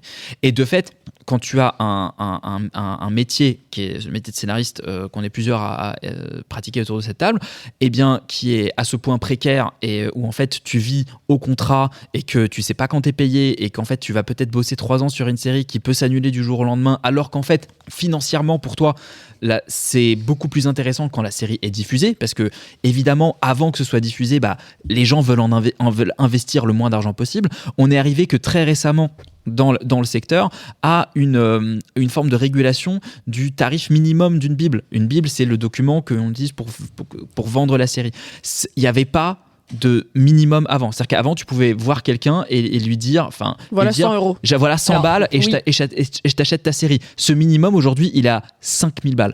Il faut s'imaginer, c'est ce que j'allais dire, il faut s'imaginer que un minimum, c'est 5000 balles et tu peux bosser 3 ans dessus. Et donc ça, c'est ce que tu es payé pour développer vraiment le concept de la série. En revanche, une fois que tu dois écrire un dialogué, là, c'est 30, parfois 50 000 euros. Donc en fait, les scénaristes eux-mêmes ont plus d'avantages à aller écrire des dialogués d'une série qui est déjà diffusée plutôt que de réfléchir à un concept de nouvelle série. Maintenant, pour te répondre, Félix, je pense sur le côté, tu vois, on va dire, est-ce que ça a bougé ou pas ? Je dirais, alors, côté plateforme, il y a un truc qui est évident, et après, je vais revenir à Canal. Côté plateforme, il y a un truc qui est évident, c'est qu'il y a des sas de validation internationaux. Donc, par exemple, si tu travailles dans l'équipe de Disney, tu as un sas de validation à Londres, parfois aux États-Unis, etc. Donc, en fait, quand tu crées une série, il faut qu'elle puisse parler à des gens qui sont à Londres, des gens qui sont aux États-Unis, c'est le cas pour toutes les plateformes. Donc, ça fait qu'il y a quand même pas mal de sujets, en réalité, qui parleraient à des Français, qui vont pas parler à des gens qui viennent d'autre part. Et donc, de fait, je pense qu'il y a des séries qui meurent, entre guillemets, à cause de ça. Je sais qu'il y a aussi des séries, il y a aussi des diffuseurs qui utilisent des algorithmes aujourd'hui. Donc, en fait, là, pour le coup, c'est un peu bête et méchant. Il y a un truc de logique. Si tu rentres pas dans les cases, ta série ne verra pas le jour. Côté Canal, je pense qu'il y a clairement eu un changement. Enfin, je veux dire, je pense qu'on a tous senti quand même qu'il y avait une baisse entre guillemets qualitative. C'est, je dirais, 10 dernières années. Enfin, je pense que la fin du Bureau de légende et Hippocrate, les deux premières saisons d'Hippocrate sont un peu. Hippocrate, c'est carrément un peu l'arbre qui cache la forêt de en fait la fin d'une époque. Je pense qu'il y a plusieurs choses. C'est-à-dire que Canal en fait a beaucoup quand même souffert de l'arrivée des plateformes. Pour le coup, ils étaient plus les seuls entre guillemets sur la tranche premium. Ensuite, il y a et je sais pas à quel point je sais pas à quel point on a le droit de dire ça, mais oui, il y a des sujets qui peuvent plus être abordés chez Canal+. En tout cas, c'est le cas en film, et je pense que c'est le cas en série, et notamment moi je me souviens il y a très longtemps maintenant, mais que j'avais été en stage chez Canal et qu'il y avait une série qui parlait de religion qui avait été débranchée parce que c'est compliqué de parler de religion dans un diffuseur qui est possédé par Bolloré. Donc il y a des sujets qui sont de fait évités. Et je pense qu'il y a quand même un espèce d'effet où la réalité, c'est que tout le monde a un peu peur. Donc en fait, on va chercher des séries sur des créneaux qu'ils ont déjà fait. Donc ça va donner Plaine Orientale, qui en fait est un remake de Mafiosa. Ça va donner Berry, qui est la 40e série de police après Braco, etc. Ça va donner des séries où ils vont essayer de faire des choses qu'ils ont déjà faites, entre guillemets. Moi j'avais une question, parce que pareil que Félix, j'y connais pas grand chose, et puis c'est pas mon métier, donc vraiment j'y comprends rien. Mais moi, tu comprends ce qu'on raconte ou très peu, mais j'écoute avec beaucoup d'intérêt. Non, mais en fait, la question, c'est que moi, je trouve qu'il y a des séries françaises qui prennent un peu plus de risques, chez OCS notamment. Ouais. Est-ce que OCS est une chaîne de Canal ou pas? Maintenant, c'est Canal. Aujourd'hui, oui, il vient d'être racheté par Canal. Donc maintenant, ça rejoint Canal+, et OCS Cinéma rejoint Ciné+. Donc, et surtout, ils ont dit qu'ils allaient continuer. Avant, c'était 4 séries par an à peu près OCS. Là, c'est passé à 2, et ils ont globalement annoncé que là, d'ici la fin, genre OCS, ça va arrêter d'exister en tant que marque, ça va juste être Canal, il n'y aura pas de série OCS. Donc OCS est en train aussi d'une époque. Exactement. OCS est en train de permettre de la même manière de la même manière Slash qui était l'antenne pas chère de France Télé a été coulée dans France Télé, et aujourd'hui Slash n'existe plus vraiment. Mais ça, c'est pas la même chose. Je sais, mais je suis en train de dire que les diffuseurs, les deux diffuseurs qui faisaient des entre guillemets des deux guichets qui faisaient qui misaient sur des jeunes scénaristes, des jeunes réalisateurs, des nouveaux formats et des trucs un peu qu'on trouvait assez intéressants parce que novateurs et qui permettaient de faire émerger des nouvelles voix, n'existent plus vraiment. Donc il y a aussi de ce côté-là une veine qui s'arrête. Arte peut-être. Arte existe encore. Si on prend par exemple, si on continue sur les plateformes, il y a quand même aussi un sujet auquel moi à l'époque quand c'est arrivé, j'y avais pas forcément réfléchi, mais il a fallu recruter des gens pour travailler comme chargé de programme, pour choisir les programmes de ces plateformes, et donc ils sont allés chercher des gens qui avaient déjà fait ce métier ailleurs, assez logiquement. Donc on n'a pas beaucoup eu de 109 en fait dans ce métier-là, c'est-à-dire qu'il y a eu beaucoup de gens. En fait, l'Eldorado des plateformes fait ah ouais, ça va être nouveau, on va mettre un 109, ça va être incroyable, on va faire des trucs à l'américaine. Bah ils nous ont sorti des gens qui avaient bossé chez TF1, France Télé, bon alors Canal, Arte. Non mais c'est vrai. Et donc en fait, bah ils ont ronronné quoi, ils ont fait le métier qu'ils savaient faire, c'est-à-dire la même chose qu'avant. Et donc c'est pour ça qu'il y a eu beaucoup de déceptions autour des arrivées de séries plateformes en France, parce que ça a été fait globalement par les mêmes gens qui faisaient les mêmes séries depuis 20 ans. C'est hyper logique, mais c'est vrai que du coup ça pose un problème dans la promesse qu'avaient pu être les plateformes. Si on veut parler maintenant du hertzien, qui est un sujet un peu différent, il y a quand même un souci autour. Ça existe encore. Ça existe encore. Non, c'est mais votre télé. Ça existe encore. Ils ont encore de l'argent. Ils ont encore les moyens de produire des séries. TF1, et ils le font. Ils font TF1. Ils mettent du pognon pour faire des séries. Enfin, je veux dire, c'est pas un truc marginal. C'est encore des mecs qui le font. Sachant que maintenant, il y a genre TF1 qui co-signe des séries avec Netflix, M6 qui en co-signe avec HBO, voilà. De récupérer de l'argent, etc. Mais je veux dire, et France Télé qui a encore les moyens de faire des séries. Ils essayent de faire des séries internationales et tout. Enfin, il y a encore le hertzien est encore un acteur assez important en fait du métier.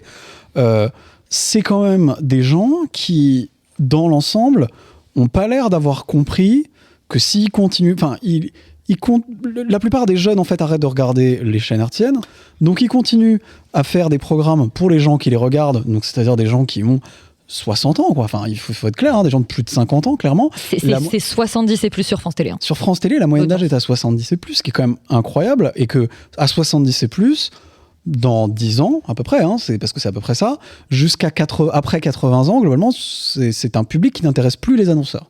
Donc c'est des gens qui vont arrêter de payer en fait pour faire de la pub sur des programmes pour intéresser un public de plus de 80 ans. Enfin, en tout cas, aujourd'hui, ça n'existe pas.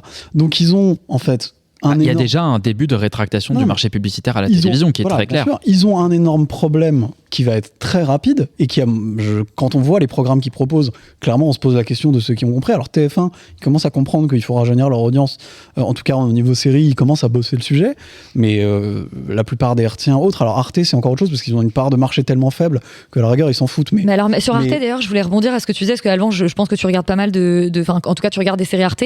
En tout cas quand j'ai vu des bonnes séries françaises, c'était sur Arte. Et Arte c'est un modèle assez différent parce que justement ils ont pas beaucoup d'argent, donc en fait ils peuvent pas investir beaucoup d'argent dans les séries, et donc ce qu'ils décident de faire, en tout cas leur stratégie, même si a priori là ils vont peut-être la réfléchir, mais jusqu'ici leur stratégie c'était d'aller chercher des signatures. On pense par exemple à Donzelli pour Nona et ses filles, sauf que comme en fait ils vont chercher une grosse signature et ils ont pas beaucoup d'argent, on va dire le deal c'est que c'est un peu carte blanche à l'auteur qui vient sur la série, donc parfois c'est super, et du coup ça donne une série super où on sent qu'il y a vraiment quelqu'un qui s'en est emparé, qui est à la tête. Parfois c'est un peu plus le bordel parce que ce talent vient pas forcément de la série, à pas pratiquer ça, et eux ont pas complètement vraiment la main mise de ce point de vue-là. Sur le nom. Après ils travaillent énormément sur les textes, mais disons voilà, comme ils ont pas beaucoup d'argent, de fait ils peuvent pas faire travailler les gens, c'est pas content non plus. C'est potentiellement un modèle qui a le plus de sens, parce que limite c'est comme ça qu'on sait faire chez nous, quoi. Tu vois, aller de laisser les clés à des gens qui ont envie. Mais je trouve que d'ailleurs parmi les séries récentes les plus réussies, c'est les mini-séries, notamment les mini-séries France Télévisions. D'ailleurs, on n'a que ça. Il n'y a plus aucune série qui a des suites, qui a plusieurs saisons. De fait, c'est ce qui est le plus réussi récemment. Mais encore une fois, parce que je pense que tu viens avec une pré-bible qui est déjà très complète. Et en fait, il y a moins de risques. C'est-à-dire qu'il y a moins de risques. Du coup, il y a moins de risques et t'as pas une volonté de développer sur des saisons, qui est un truc pourtant très intéressant dans la série. Ça, on en fait presque plus. Et il y a peut-être un dernier élément sur la manière dont ça se fait, où je me dis qu'il y a une différence avec les plateformes, c'est qu'en fait, les plateformes sont très interventionnistes dans le développement. C'est-à-dire que vraiment, aujourd'hui, on a quasiment des diffuseurs qui, pour certains, se substituent quasiment aux producteurs dans le rapport à l'auteur. Donc, c'est-à-dire que c'est vraiment eux qui font des notes à l'auteur, vraiment où ils vont dans le cœur du texte. Et c'est vrai que traditionnellement, on avait le producteur qui avait ce rapport-là à l'auteur et le diffuseur qui, du coup, avait un regard plus éditorial par rapport à sa chaîne, globalement, c'est-à-dire est-ce que ça va parler à mon public ou non, mais il gardait un regard plus de fond de cours, etc. Aujourd'hui, les diffuseurs ont vraiment les mains dans le texte, et ça fait qu'on a des producteurs qui parfois s'effacent un peu plus, ou en tout cas n'osent plus contredire un diffuseur qui a vraiment son mot à dire, artistique beaucoup plus poussé, et ça fait qu'il n'y a plus personne qui a vraiment complètement de recul, et que en fait c'est deux métiers pour une bonne raison. Et donc je traditionnellement pense que le producteur fait beaucoup écran en fait entre l'auteur et le diffuseur. Et évidemment, c'est beaucoup voilà. ça. Je vais pas dire qu'ils font tous passe plat du tout, mais je veux dire il y en a certains qui le font, et ça complexifie forcément la chaîne de fabrication. Je pense que de manière un peu plus simple à comprendre, parce que c'est sûr que c'est pas hyper accessible, je trouve qu'il y a beaucoup de mots qui se ressemblent en plus dans ce qu'on raconte. Je pense qu'il y a aussi juste un problème on n'a pas beaucoup de gens qui ont beaucoup d'expérience slash de bouteilles dans l'écriture, et je pense qu'on manque beaucoup en fait, pour moi, la plupart des problèmes dont on parle pourraient être réglés par le fait d'avoir des auteurs qui ont l'habitude d'écrire en groupe, qui ont l'habitude d'écrire en récupérant le texte d'autres pour écrire autre chose après, et qui sont drôles. T'en as de plus en plus quand même, et de mieux en mieux formés, par rapport à il y a 20 ans. Il y a depuis une dizaine d'années la Fémis qui a une formation série, il y a le CEA, le Conservatoire d'écriture audiovisuelle, qui a une formation série. Il y en a de plus en plus quand même. Il y en a de plus en plus, et le point sur lequel...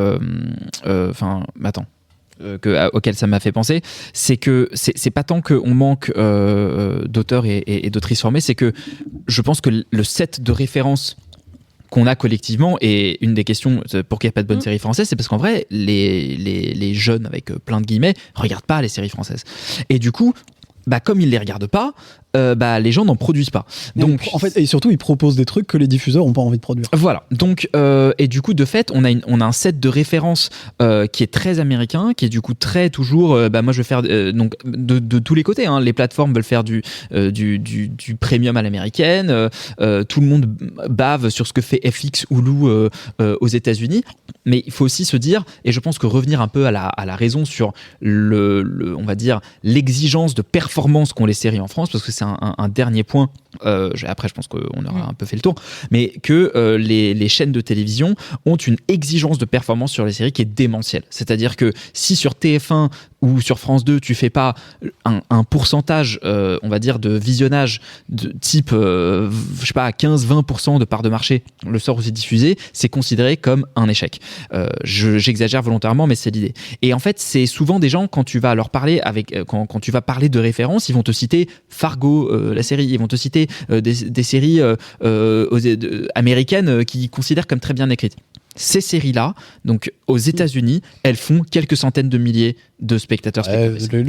Plus d'1 million, quoi. Enfin. Même pas 300, 400 000. C'est-à-dire qu'en fait, c'est des séries de niche. Et en fait, les États-Unis ont un marché de niche qui est extrêmement lucratif.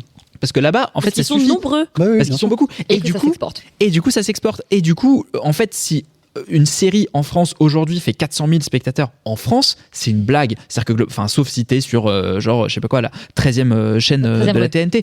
Mais si tu fais, si tu fais 400 000 téléspectateurs sur M6 ou sur France 2, les gens rigolent. Enfin, c'est le pire score ever. Ils diffusent pas la suite de la série. Enfin, même oui, ils arrêtent les frais. Et donc, je pense qu'il faut aussi peut-être revenir à des exigences d'audience réalistes. De dire que, en fait, cette série cool, edgy que tu aimes aux États-Unis, sache qu'elle a fait 250 000 d'audience. Et que c'est une série dont tout le monde parle par ailleurs, parce qu'après, elle a une autre vie sur les plateformes. C'est ce que j'allais dire, parce que tu vois, The Wire, c'était pas des énormes scores en diffusion. C'est les séries qui étaient le plus regardées sur la plateforme HBO au moment du Covid. Tu vois, 15 ans après. Sur la Pay TV, les exigences financières sont pas les mêmes. Mais je te parle même pas de ça. La Pay TV, est-ce que tu peux préciser la télévision payante? Quand tu fais, en fait, c'est des trucs de système de télévision payante type Canal+. La télévision gratuite, juste pour revenir pour ce dernier exemple, This Is Us, qui était le plus gros carton d'une chaîne gratuite aux États-Unis, machin, etc. Ça a fait, je crois, à son pic 8 millions de téléspectateurs. C'est-à-dire que sur un marché de 300 millions. Sur un marché de 300 millions. Donc c'est pas beaucoup du tout. TF1, quand ils font 8 millions, ils sont genre ouais, c'est cool, mais il y a quelques années, on en faisait 12. Tu vois. Donc il y a un côté où faut aussi je pense, et 8 millions, revenir à la raison. Après, il faut aussi que les mecs gagnent suffisamment d'argent pour que la produit soit suffisamment rentable. Et c'est pour ça que je pense qu'il y a un bon moyen de conclure de manière assez cynique, parce que c'était quand même un focus aussi assez négatif, en tout cas un peu tristoun. C'est juste de dire que la série, c'est que dalle. Les choses c'est le flux qui fait fonctionner la télé. Le flux, c'est les émissions. C'est les émissions. Le flux, c'est Danse avec les stars, c'est Top Chef, c'est ça la télé.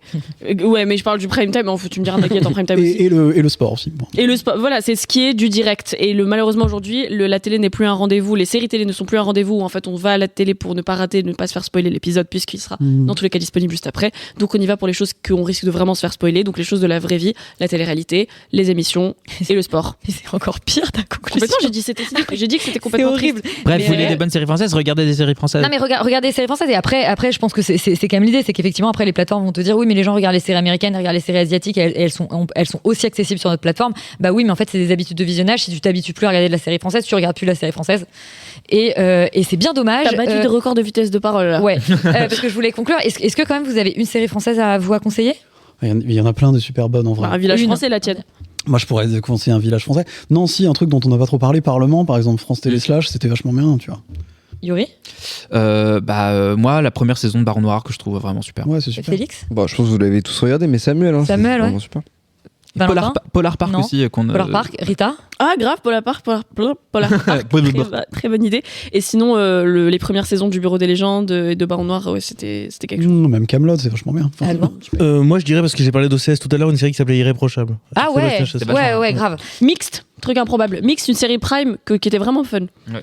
Bah écoutez, voilà, on vous fera de toute façon une petite liste des séries. C'est vrai qu'on fait les connards, il y en a des biens quand même. Non mais il y en a des biens. Là, on a fait un état du marché, on n'était pas très contents, c'était un petit coup de gueule. On vous encourage à rebondir sur ce focus, à nous dire déjà si vous avez rien compris ou pas. Et à regarder des bonnes séries françaises, et à nous dire si vous êtes d'accord ou pas. On passe à notre dernier débat de la semaine, c'est la poupée. Elle rentre dans l'ascenseur comme ça, elle me dit dis donc, ça serait top qu'on aille faire du parapente ce week-end avec ta femme. Non mais hola. Elle fait quoi C'est un film réalisé par Sophie Beaulieu. C'est l'histoire de Rémi qui ne s'est jamais remis de sa dernière séparation. Depuis, il s'est mis en couple avec une poupée, parce que c'est plus simple. Le jour où une nouvelle collègue arrive dans l'entreprise de Rémi, cette poupée va mystérieusement prendre vie, Valentin. Oui.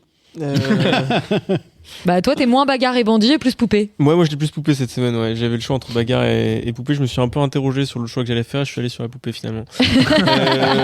Non mais peut-être que c'est un bon choix. T'aurais dû rester dans un truc très, très dans les stéréotypes de genre, quoi. Ouais. Peut-être aller voir bagarre. Après c'est le type de poupée qui plaît aux hommes. Oui, alors voilà, c'est une poupée sexuelle. Non mais parce que du coup, ça permet de démarrer sur effectivement certaines femmes. L'angle que j'allais prendre sur ce. J'allais prendre pour ma chronique, c'est-à-dire d'essayer de dire que j'y suis allé aussi par souvenir, je crois, d'un certain nombre de rôles dans lesquels Vincent Macaigne m'avait pu me toucher, parce que c'est quand même l'épisode 47 du Ouin Ouin Cinematic Universe Vincent Macaigne. 48 en fait, j'ai été. Ouais, en fait, ça va. Voilà, je suis un peu un mauvais coup, et puis je suis seul, et puis du coup, je dis un peu des trucs chelous. Ouais, voilà, je suis un peu anxieux. T'es sûr que tu veux pas. Ouais, voilà, exactement, tu le tiens pas mal.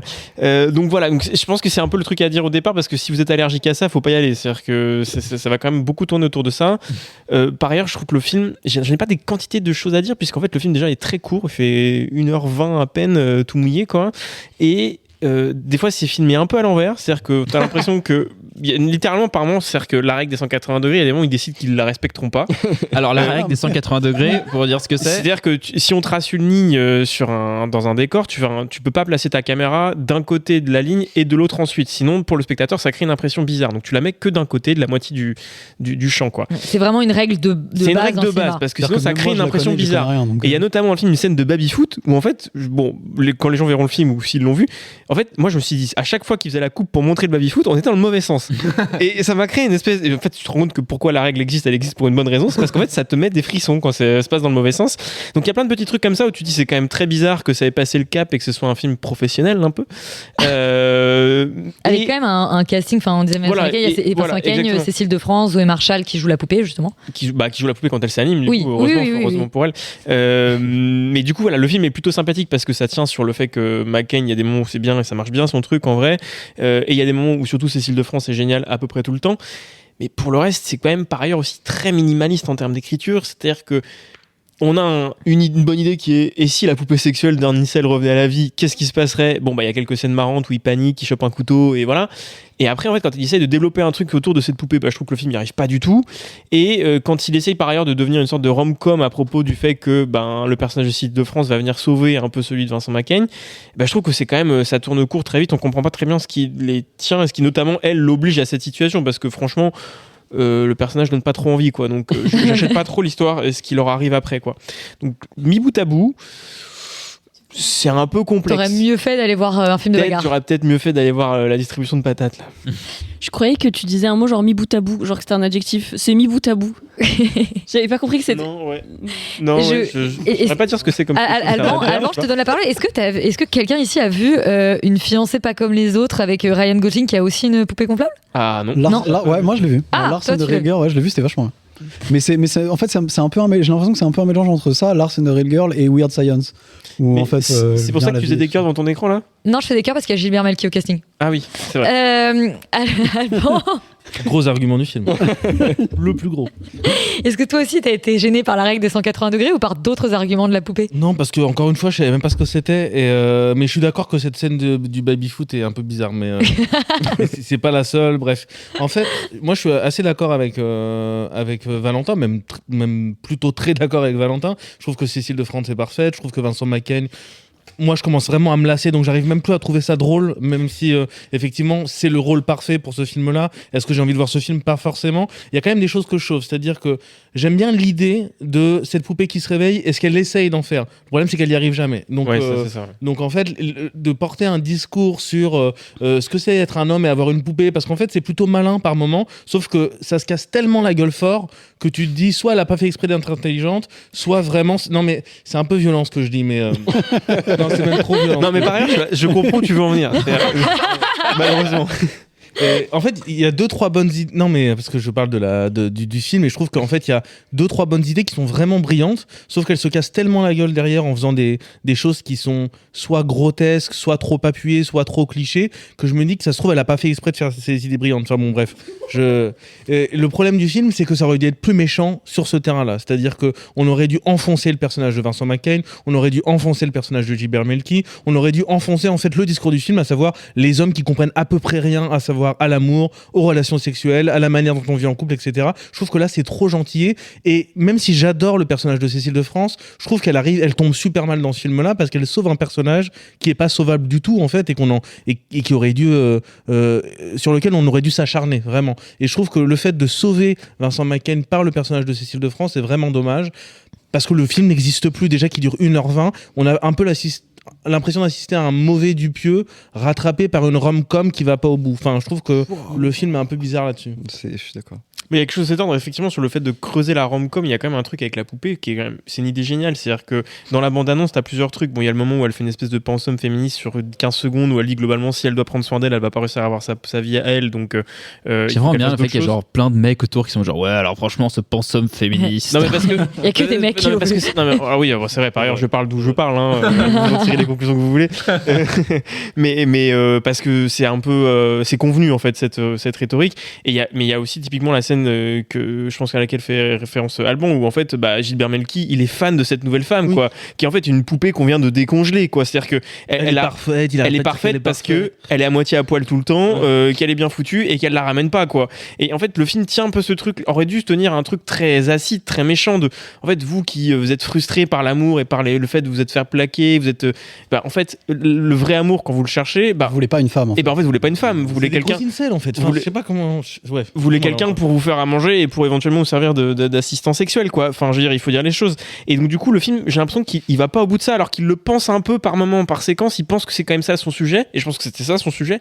Et qu'en fait, il va pas au bout. Et qu'effectivement, à la place, il trime une sorte de rom-com avec un personnage féminin de Cécile de France qui est plutôt, à l'inverse, c'est cool. C'est-à-dire qu'elle est un peu mytho, elle fait un peu des trucs. Elle a un peu des anecdotes à raconter. Tu sens qu'elle fait plein de choses. C'est un personnage intéressant, en fait. Et lui, clairement, la mérite pas du tout. Je comprends pas ce qu'elle va faire avec lui, alors que c'est vraiment le loser ultime, quoi. Félix, tu trouves aussi que la poupée est trop gentille avec McCain? Non, c'est pas la poupée, non, la poupée, le film. Pas la poupée en elle-même, le film. Je comprenais pas ce que tu me disais là. C'est dit, elle s'est perdue. La poupée qui s'appelle Audrey par ailleurs. Oui, qui s'appelle Audrey. Tout à fait. Oui, mais moi j'ai trouvé ça horrible. Voilà. Et en fait, c'est que j'y suis allé de mon plein gré parce que j'ai vu le teaser au cinéma et que j'ai trouvé le teaser rigolo. Et en fait, tu regardes le film et genre tout dure tellement longtemps parce que le monteur il était en RTT, je sais pas, que du coup, genre juste ça marche jamais, toutes les vannes tombent à plat. Et tu dis, il a fallu qu'un monteur justement d'un teaser mette un peu de rythme là-dedans. Parce que vraiment, ça dure 1h20. Moi, j'ai eu le temps de regarder 15 fois Moment, quoi. C'était insupportable. Je trouve qu'en fait, il y a 2 films en un, il y a 2 courts-métrages même, je dirais, en un court-métrage avec la poupée et une romance, effectivement, et en fait les deux cohabitent jamais vraiment complètement. Il y a même des moments où on switch, la poupée disparaît pendant 20 minutes dans le film, 1h20 de film, déjà. Donc, enfin, tu vois, des trucs comme ça où genre juste ça va, Laurent. Laurent je suis choqué, en vrai. Il vient de lâcher un bâillement de lion dans un documentaire animalier. C'est son côté viril, on en a parlé au début. Tout ça est réel, vraiment, genre. En fait, je trouve que genre le principal, plutôt capybara que lion quand même. Le principal, ok, David Attenborough. Le principal souci, à mon sens, c'est que on passe peut-être 5 minutes, 10 minutes max avec Vincent McCain et sa poupée avant qu'elle devienne réelle. Et en fait, comme on n'a pas ce quotidien-là de lui, justement, incel, vraiment genre mec hyper chelou, et qu'en fait, même les 2-3 scènes qu'on a, c'est un peu rigolo en mode il mange des plats picards, etc. Bah, du coup, à aucun moment, on est un tout petit peu ancré dans ce réel-là pour ensuite le tordre, parce qu'il y a un élément fantastique qui va venir faire évidemment ressurgir l'absurdité de la situation. C'est un peu c'est un truc de b.a.-ba classique, de comédie un peu absurde. Dupieux savait le faire un peu à l'époque, voilà. Et je trouve que genre juste d'enlever ça pour directement en fait te concentrer sur le côté Barbie du film, parce que c'est littéralement la même chose. On va prendre une meuf et en fait c'est une poupée, et du coup comme c'est une poupée, elle va être confrontée genre à la féminité et se rendre compte que les injonctions patriarcales machin. Ok, super, mais quand ton message c'est juste effectivement des scènes de dialogue un peu à 2 balles qu'on a déjà vu 15 fois et qu'à aucun moment t'essaies de l'incarner plus que par ces scènes là, bah je trouve que du coup ça en fait un film, mais pour moi c'est presque du pinkwashing. Enfin vraiment genre il n'a quasiment aucun sujet. C'est, moi je trouve vraiment jamais drôle. J'ai pas rigolé une seule fois, et les gens qui ont rigolé dans ma salle, je vais pas dire que c'est un film de boomer, mais voilà. Donc du coup, moi il y avait que des vieux, ils sont pas rigolés pour autant. Ah ouais, bah moi c'était timide. Moi ça rigolait dans la salle. Mais il y avait quelques personnes qui étaient un peu voilà. Mais moi franchement, je suis quand même assez outré qu'on en arrive à faire des films comme ça qui n'ont aucune volonté de faire du cinéma, parce qu'on n'arrive même pas à faire un champ contre champ comme il faut, et en plus d'avoir une lourdeur d'écriture comme ça. Enfin, je sais pas, pour charger ce premier film, peut-être qu'il est fait avec plein de bonnes intentions, mais moi j'ai vraiment perdu 1h20 et je trouve ça, enfin, alors que le sujet aurait pu être vraiment marrant et que la bande-annonce elle est cool, tu vois, vraiment juste quel enfer, quoi. C'est vrai qu'en fait elle s'attarde sur des choses qui mériteraient pas qu'on mais ouais, on s'en fout, alors que tu vois sur justement la vie avec sa poupée, en fait ça peut être vraiment glauque, mais tu oui, vois, avec il y avait un vrai truc à faire. Le plat picard dans l'assiette d'une tristesse pas possible, et en fait ça dure 3 minutes, et par contre c'est marrant. Moi je mange beaucoup de plats picards, on va se calmer, hein. Ouais, mais est-ce que tu mets le plat picard dans l'assiette? Alors je vois même pas comment tu.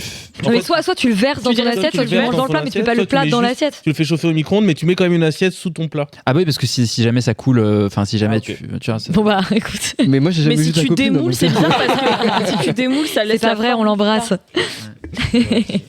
Moi j'avais juste une question. On le montre consommer sexuellement sa poupée? Non. Bah non, justement. Jamais. En fait, il y a une scène de sexe Personne n'a envie de voir Vincent Macaigne faire ça. Non, mais moi je suis bien d'accord. Mais enfin, tu peux pas faire un film sur une poupée sexuelle qui est un truc qui existe dans la vraie vie. En fait, tu le vois une fois qu'elle est devenue femme, et du coup, je trouve que ça n'a aucun intérêt. Enfin, le contraste est beaucoup moins fort. Ça a l'air horrible. Dans Lars and the Reader, le film avec Ryan Gosling, pour le Une fiancée pas comme les autres en VF. Une fiancée pas comme les autres, il me semble qu'on voit pas. Il me semble que dans Une fiancée pas comme les autres, le film avec Ryan Gosling, un peu sur le même sujet, on le voit pas non plus consommer avec sa poupée sexuelle. Non, mais c'est chiant parce que c'est un vrai sujet. Il y a vraiment des gens qui font ça. La manière dont c'est présenté, il me semble, dans ce film-là, c'est que c'est vraiment une espèce c'est plus un truc de support moral et que, enfin bref, c'est. Mais c'est un peu ça. Mais aussi. Oui, mais en même temps, je suis d'accord. C'est discutable. C'est malhonnête en fait. C'est jamais un vrai. Excusez-moi, parce que je vais me permettre. Tout à l'heure, on est en T'as beaucoup d'expérience avec des gens qui. Non, j'ai pas. Thank God, non. Mais par contre, les hommes qui achètent des poupées, c'est pas un doudou, c'est pour les ken. Et qu'elles aient pas de consentement. Donc qu'on remette l'église au milieu du village et le film porno au milieu du film porno, faire un film sur ce sujet-là et ne pas aborder la question sexuelle et tout ce qu'elle a de dérangeant. Surtout que les poupées sexuelles, les gens qui les achètent, elles sont souvent assez juvéniles visuellement. Et là, l'actrice, c'est c'est une jeune fille, Zoé Marshall, enfin, c'est une jeune femme. Il y a un sujet bien plus dégueulasse qui devrait décoller le sujet en même en comédie. Le film a 2 scènes où il t'explique machin, mais il fait une espèce de généralité de toute façon, les hommes préfèrent les femmes plus jeunes. C'est un truc entendu. Mais et donc ça, fair enough, évidemment, c'est un truc sociétal. Mais je veux dire, ça aurait été hyper intéressant de questionner même l'apparence de cette meuf-là. En fait, là, elle a, je sais pas, 30 ans, 25 ans. La réalité, c'est que les poupées sexuelles, on est border sur des 16. Voilà, donc bref, je trouve vraiment que le film rate. Je veux juste pas en rajouter une couche. Je veux juste dire que je veux juste que la réalisatrice essaye de dénoncer ça. C'est juste qu'elle le fait mal. Oui, bien sûr. Voilà. Non, mais ça, encore une fois. Non, mais on n'est pas en train de faire un procès à un film. Non. Mais c'est étonnant parce que. C'est pas un procès sur l'intention, c'est un procès sur le résultat qui ne reflète pas l'intention et qui. Et je pense que le processus de production ou d'écriture a dû être étrange parce qu'effectivement il y a des moments où tu sens qu'elle a envie de parler de ça et que c'est pas fait. Mais il y a des choix très étranges qui sont faits. Typiquement par exemple ça se passe dans le Rhône. Alors j'imagine que il doit y avoir de l'argent de la région parce que ça s'ouvre sur un plan en hélicoptère, donc je suppose qu'il y avait moyen de mettre en valeur la région. Je crois avec marqué produit par la. Mais voilà, c'est pour ça. Le cadre est quand même très le cadre est paradisiaque. Il habite dans un grand chalet, tout ça. Alors que c'est censé être un mec hyper glauque qui bosse dans une boîte qui vend du gazon. Il y a aucun monde où c'est ça en fait sa vie. C'est-à-dire que ça n'a aucun sens qu'il soit dans cet environnement-là. Donc rien que ça, effectivement, ça te dit à quel point ils se sont pas emparés de quelque chose qui puisse être réaliste. Ça n'a aucun sens l'environnement. Bon, en tout cas, on vous encourage absolument pas à découvrir la poupée au cinéma cette semaine. On passe tout de suite au reco. Perdons pas de temps, Salam Alek. Si j'en crois mes informations, le temps travaille contre nous. C'est bien ça, Jimmy ? Oui, à 100%. Alors voyons voir. Alors on commence avec toi, x2, Yuri, puisque tu nous recommandes à la fois un film et une série.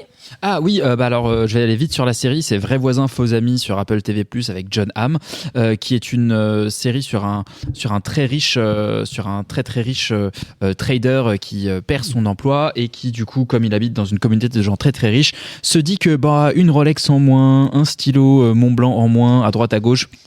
Personne va vraiment le remarquer. Donc, il s'amuse à commencer à voler ses voisins et monter une sorte d'escroquerie autour de ça, accompagné d'une femme de ménage sans papier mexicaine. Donc, la première saison est un peu bancale, un peu bif-bof, mais tu la regardes quand même pour le côté un peu soap du truc. Et bien en saison 2, il y a un nouvel arrivant dans la villa, c'est James Marsden qui joue un méchant absolument savoureux et je vous conseille globalement de le regarder rien que pour aller jusqu'à la saison 2 parce que la saison 2 est vraiment au-dessus de la saison 1, comme quoi parfois il faut faire durer les séries. Et ensuite, tu as un film, plateforme. Voilà, alors un film qui était sorti en salle aux États-Unis, mais qui est une parodie de Downton Abbey et de globalement des séries de Julian Fellows. C'est un film anglais même. Et c'est un film anglais qui est sorti en salle en Angleterre, mais aux États-Unis aussi, je crois, et qui s'appelle Fackham Hall. Si vous le prononcez bien, ça fait Fackham Hall, et qui est donc une sorte de film parodique de Downton Abbey, un peu fait dans le style des As, donc des Y a-t-il un pilote dans l'avion. Moi j'étais chez moi quoi, c'était vraiment pour toi. C'est incroyable. Écrit pour toi. Moi je suis très chaud. C'est incroyablement crétin, c'est un mélange entre justement les Monty Python, un peu y a-t-il un pilote dans l'avion, il y a une vanne par seconde, ça n'arrête pas et du coup c'est fait avec énormément d'amour pour la connerie. Et malheureusement, c'est un film qu'on ne peut apprécier que, je pense, si on parle extrêmement bien anglais, en tout cas si on a un bon niveau, parce qu'une énorme partie des blagues va se jouer sur aussi les accents des personnages, le fait que la bonne, elle parle une espèce d'anglais invraisemblable, mélange entre genre, mais qui n'est pas un vrai anglais, mais qui ressemble à de l'anglais populaire de cinéma, mais du coup qui dit des mots qui n'ont aucun sens. Donc bref, tout ça est beaucoup plus drôle en anglais que ça ne l'est en français. Donc je pense que c'est pour ça qu'il sort immédiatement sur Canal. Il y a Damien Lewis qui joue le chef, le patriarche, et Catherine Waterston qui joue sa femme, et Thomasine McKenzie qui joue leur fille. Voilà, tout ça est profondément crétin, débile et jouissif. Donc moi je vous le conseille, Fackham Hall. Félix, tu as une reco pour nous toi aussi? Oui, j'ai encore un truc dispo gratuitement sur YouTube. Voilà, je vais lancer une petite. C'est de la dernière vidéo de Squeezie. Exactement, n'hésitez pas à regarder la dernière vidéo de Michou.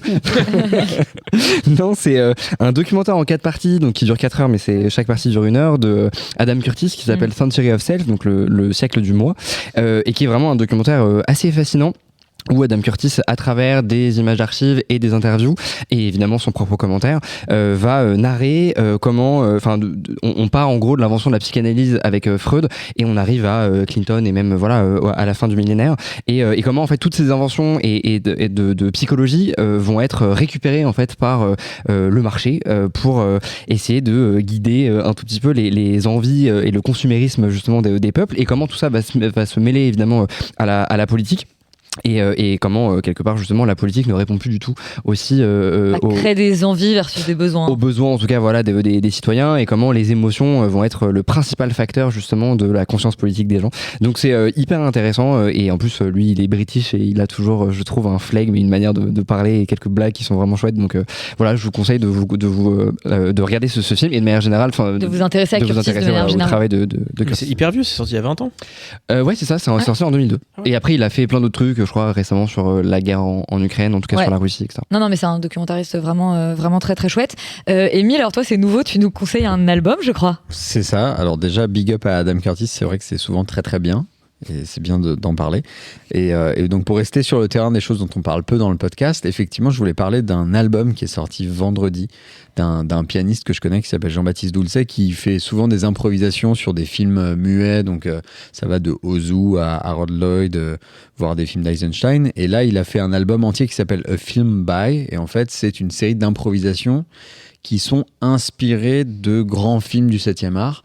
Donc ça va être aussi bien un film de Lynch qu'un film d'Agnès Varda, qu'un film de Kelly Reichardt. Et en fait, il va regarder le film et ensuite improviser, non pas un morceau qui aurait un lien avec la BO du film, mais simplement au fil de ses inspirations, de ce qu'il a ressenti pendant le film, essayer de retranscrire ça par une série de notes. Et je trouve que c'est extrêmement réussi. Donc voilà, je le conseille, c'est disponible sur toutes les plateformes. Sur toutes les plateformes, comme nous, la perche. Et absolument, et aussi disponible chez les disquaires. Et voilà, dans les bacs. Dans les bacs. Et on termine comme toutes les semaines avec la carte blanche. J'ai réfléchi à ce que tu m'avais dit l'autre jour. J'ai passé la moitié de la nuit à y réfléchir. Et puis j'ai eu un flash. Et Rita, cette semaine, tu avais envie de nous parler de la danse au cinéma. Et oui, en sortant de la salle après avoir vu Juste une illusion, le dernier film d'Éric Toledano et Olivier Nakache, j'ai tout de suite eu envie d'écouter non pas la chanson qui donne son titre au film, mais I'm So Excited des Pointer Sisters, qui apparaît dans une scène où Camille Cotin danse, d'abord seule, puis avec Louis Garrel, dans un tourbillon effréné qui dure et dure et dure, presque la totalité du morceau de 4 minutes. C'est assez rare au cinéma de filmer la danse aussi longtemps, hormis dans les comédies musicales, en tout cas assez rare pour que ça marque. Ces deux-là n'en sont pas à leur essai, puisque vous en parliez la semaine dernière pendant le focus sur ces deux réalisateurs. Ils insistent pour avoir au moins une scène où un personnage danse par film. Ça crée pour eux de grands moments de cinéma. Et je dois avouer que je suis entièrement d'accord, et je voulais alors vous parler aujourd'hui de ces scènes où l'irrationnel l'emporte, où le ridicule n'existe plus, où le corps prend le dessus sur les mots, ces moments où le langage de la musique dépasse celui des paroles et où un personnage s'abandonne entièrement au rythme.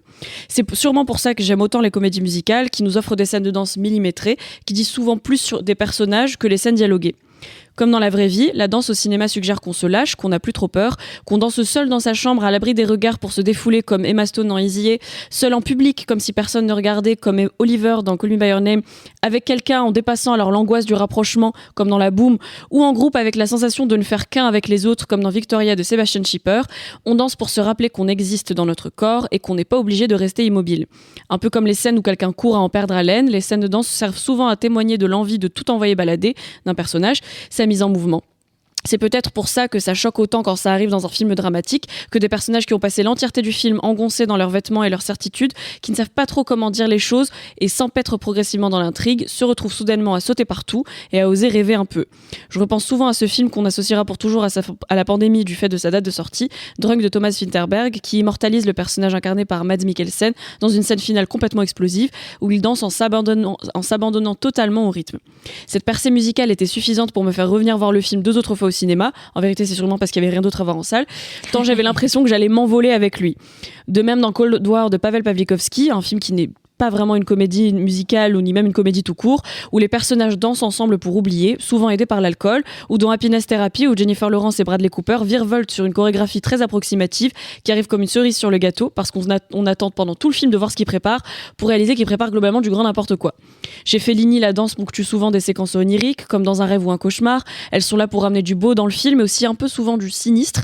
Chez Wes Anderson, elles nous confortent dans des moments qui pourraient être très ridicules, mais qui finissent par nous toucher en plein cœur. Mais s'il y a un type de scène de danse qui me met à terre, ce sont définitivement ces danses à deux, très lentes, très maîtrisées au début, anxieuses, pleines de jeux de regard autant que de mouvements du corps, qui signent le rapprochement définitif de deux personnages. Il y a bien sûr les ultra classiques, Titanic, Dirty Dancing, Orgueil et Préjugés et j'en passe, mais je voulais aujourd'hui vous parler de 3 scènes en particulier qui, je l'espère, vous donneront envie de découvrir l'œuvre dont elles découlent dans leur entièreté. Dans The Marvelous Mrs. Maisel, une série dont je parle à ce micro depuis à ce stade des années, on passe 3 saisons à mettre en place une alchimie dingue entre deux personnages. J'en dis pas plus pour pas vous le divulgacher si vous êtes chanceux et que vous n'avez jamais découvert la série. À l'épisode 5 de la saison 3, un moment suspendu les relie sur la piste de danse sur la chanson Loco Amor. Un slow très slow, entrecoupé de bêtises qu'ils se disent tous les deux et mis en lumière dans des rouges et des roses langoureux. C'est à mon sens leur première vraie scène d'amour dans cette série, qui est d'ailleurs bien plus intéressante et sensuelle, bien plus chargée en émotions et en désirs que la vraie scène d'amour qui arrivera quelques saisons plus tard. Alors quand Clint Eastwood s'est casté dans le rôle titre masculin sur la route de Madison, je pense dans ma tête, je me suis dit qu'il avait tenté un prank, parce que s'auto-choisir pour jouer l'aventure enflammée de Meryl Streep qui a 19 ans de moins et tous ses cheveux, c'était un choix loufoque. Mais quand ils valsent tous les deux, se berçant plus qu'ils ne dansent, dans le silence de cette ferme à peine brisée par un transistor un peu foireux, je me suis dit qu'il n'y avait personne d'autre qu'Eastwood pour jouer dans ce rôle et que ce binôme entrerait dans mon panthéon des couples de cinéma pour la vie. Là encore, cette scène porte toute la responsabilité de mettre en image l'appétit des personnages, leur envie de se découvrir davantage, et je fais beaucoup dans l'euphémisme, mais c'est parce que la scène de véritable consommation de leur amour dans ce film n'a que peu d'intérêt par rapport à cette scène de danse. Et ce point de mise en tension qui me fascine, où les personnages n'ont que la danse pour se rapprocher physiquement, est tout le propos de Shall We Dance, improbable rom-com des années 2000 que j'ai visionné à peu près 200 fois parce que je l'avais en DVD et que quelque chose me clouait face à l'écran. J'ai compris en grandissant que c'était pas juste les tenues iconiques de Jennifer Lopez dedans. Dans ce film, Richard Gere et Suzanne Sarandon sont mariés depuis très longtemps, peut-être trop, et ils ne se regardent plus, ils ne dansent plus ensemble. Gere est avocat dans un domaine barbant et se retrouve emporté par Lopez, une prof de danse de salon absolument enivrante. Le film ne va pas du tout où vous pensez, c'est une ode à l'amour qui dure justement, qui se renouvelle. C'est un petit bijou du cinéma romantique si vous me demandez. Alors quand Lopez et Gere dansent tout près l'un de l'autre, j'adore, mais ce que je retiens du film, c'est cette espèce de jive effréné, libéré, très bizarre de Gere et Sarandon à la toute fin, qui ont enfin compris qu'ils doivent peut-être parfois danser un peu plus, parler un peu moins, pour réussir à se comprendre. Finalement, c'est ce qui m'a obsédé dans la scène de Juste une illusion, le fait que même si on l'a visionné détaché du film, on pourrait comprendre les dynamiques de ce couple fragilisé, où la réussite de l'une creuse les contrastes des échecs de l'autre, où leur amour est toujours aussi fort mais qu'ils ont besoin parfois de se retrouver sans parler, en communion avec la musique, pour communiquer avec leur corps, qui danse seulement. Et ben voilà, dansez plus, allez au cinéma quand même, mais dansez surtout. Merci Rita, merci à vous tous qui étaient là pour faire cette émission, et merci à vous qui nous avez écoutés. On se dit à la semaine prochaine.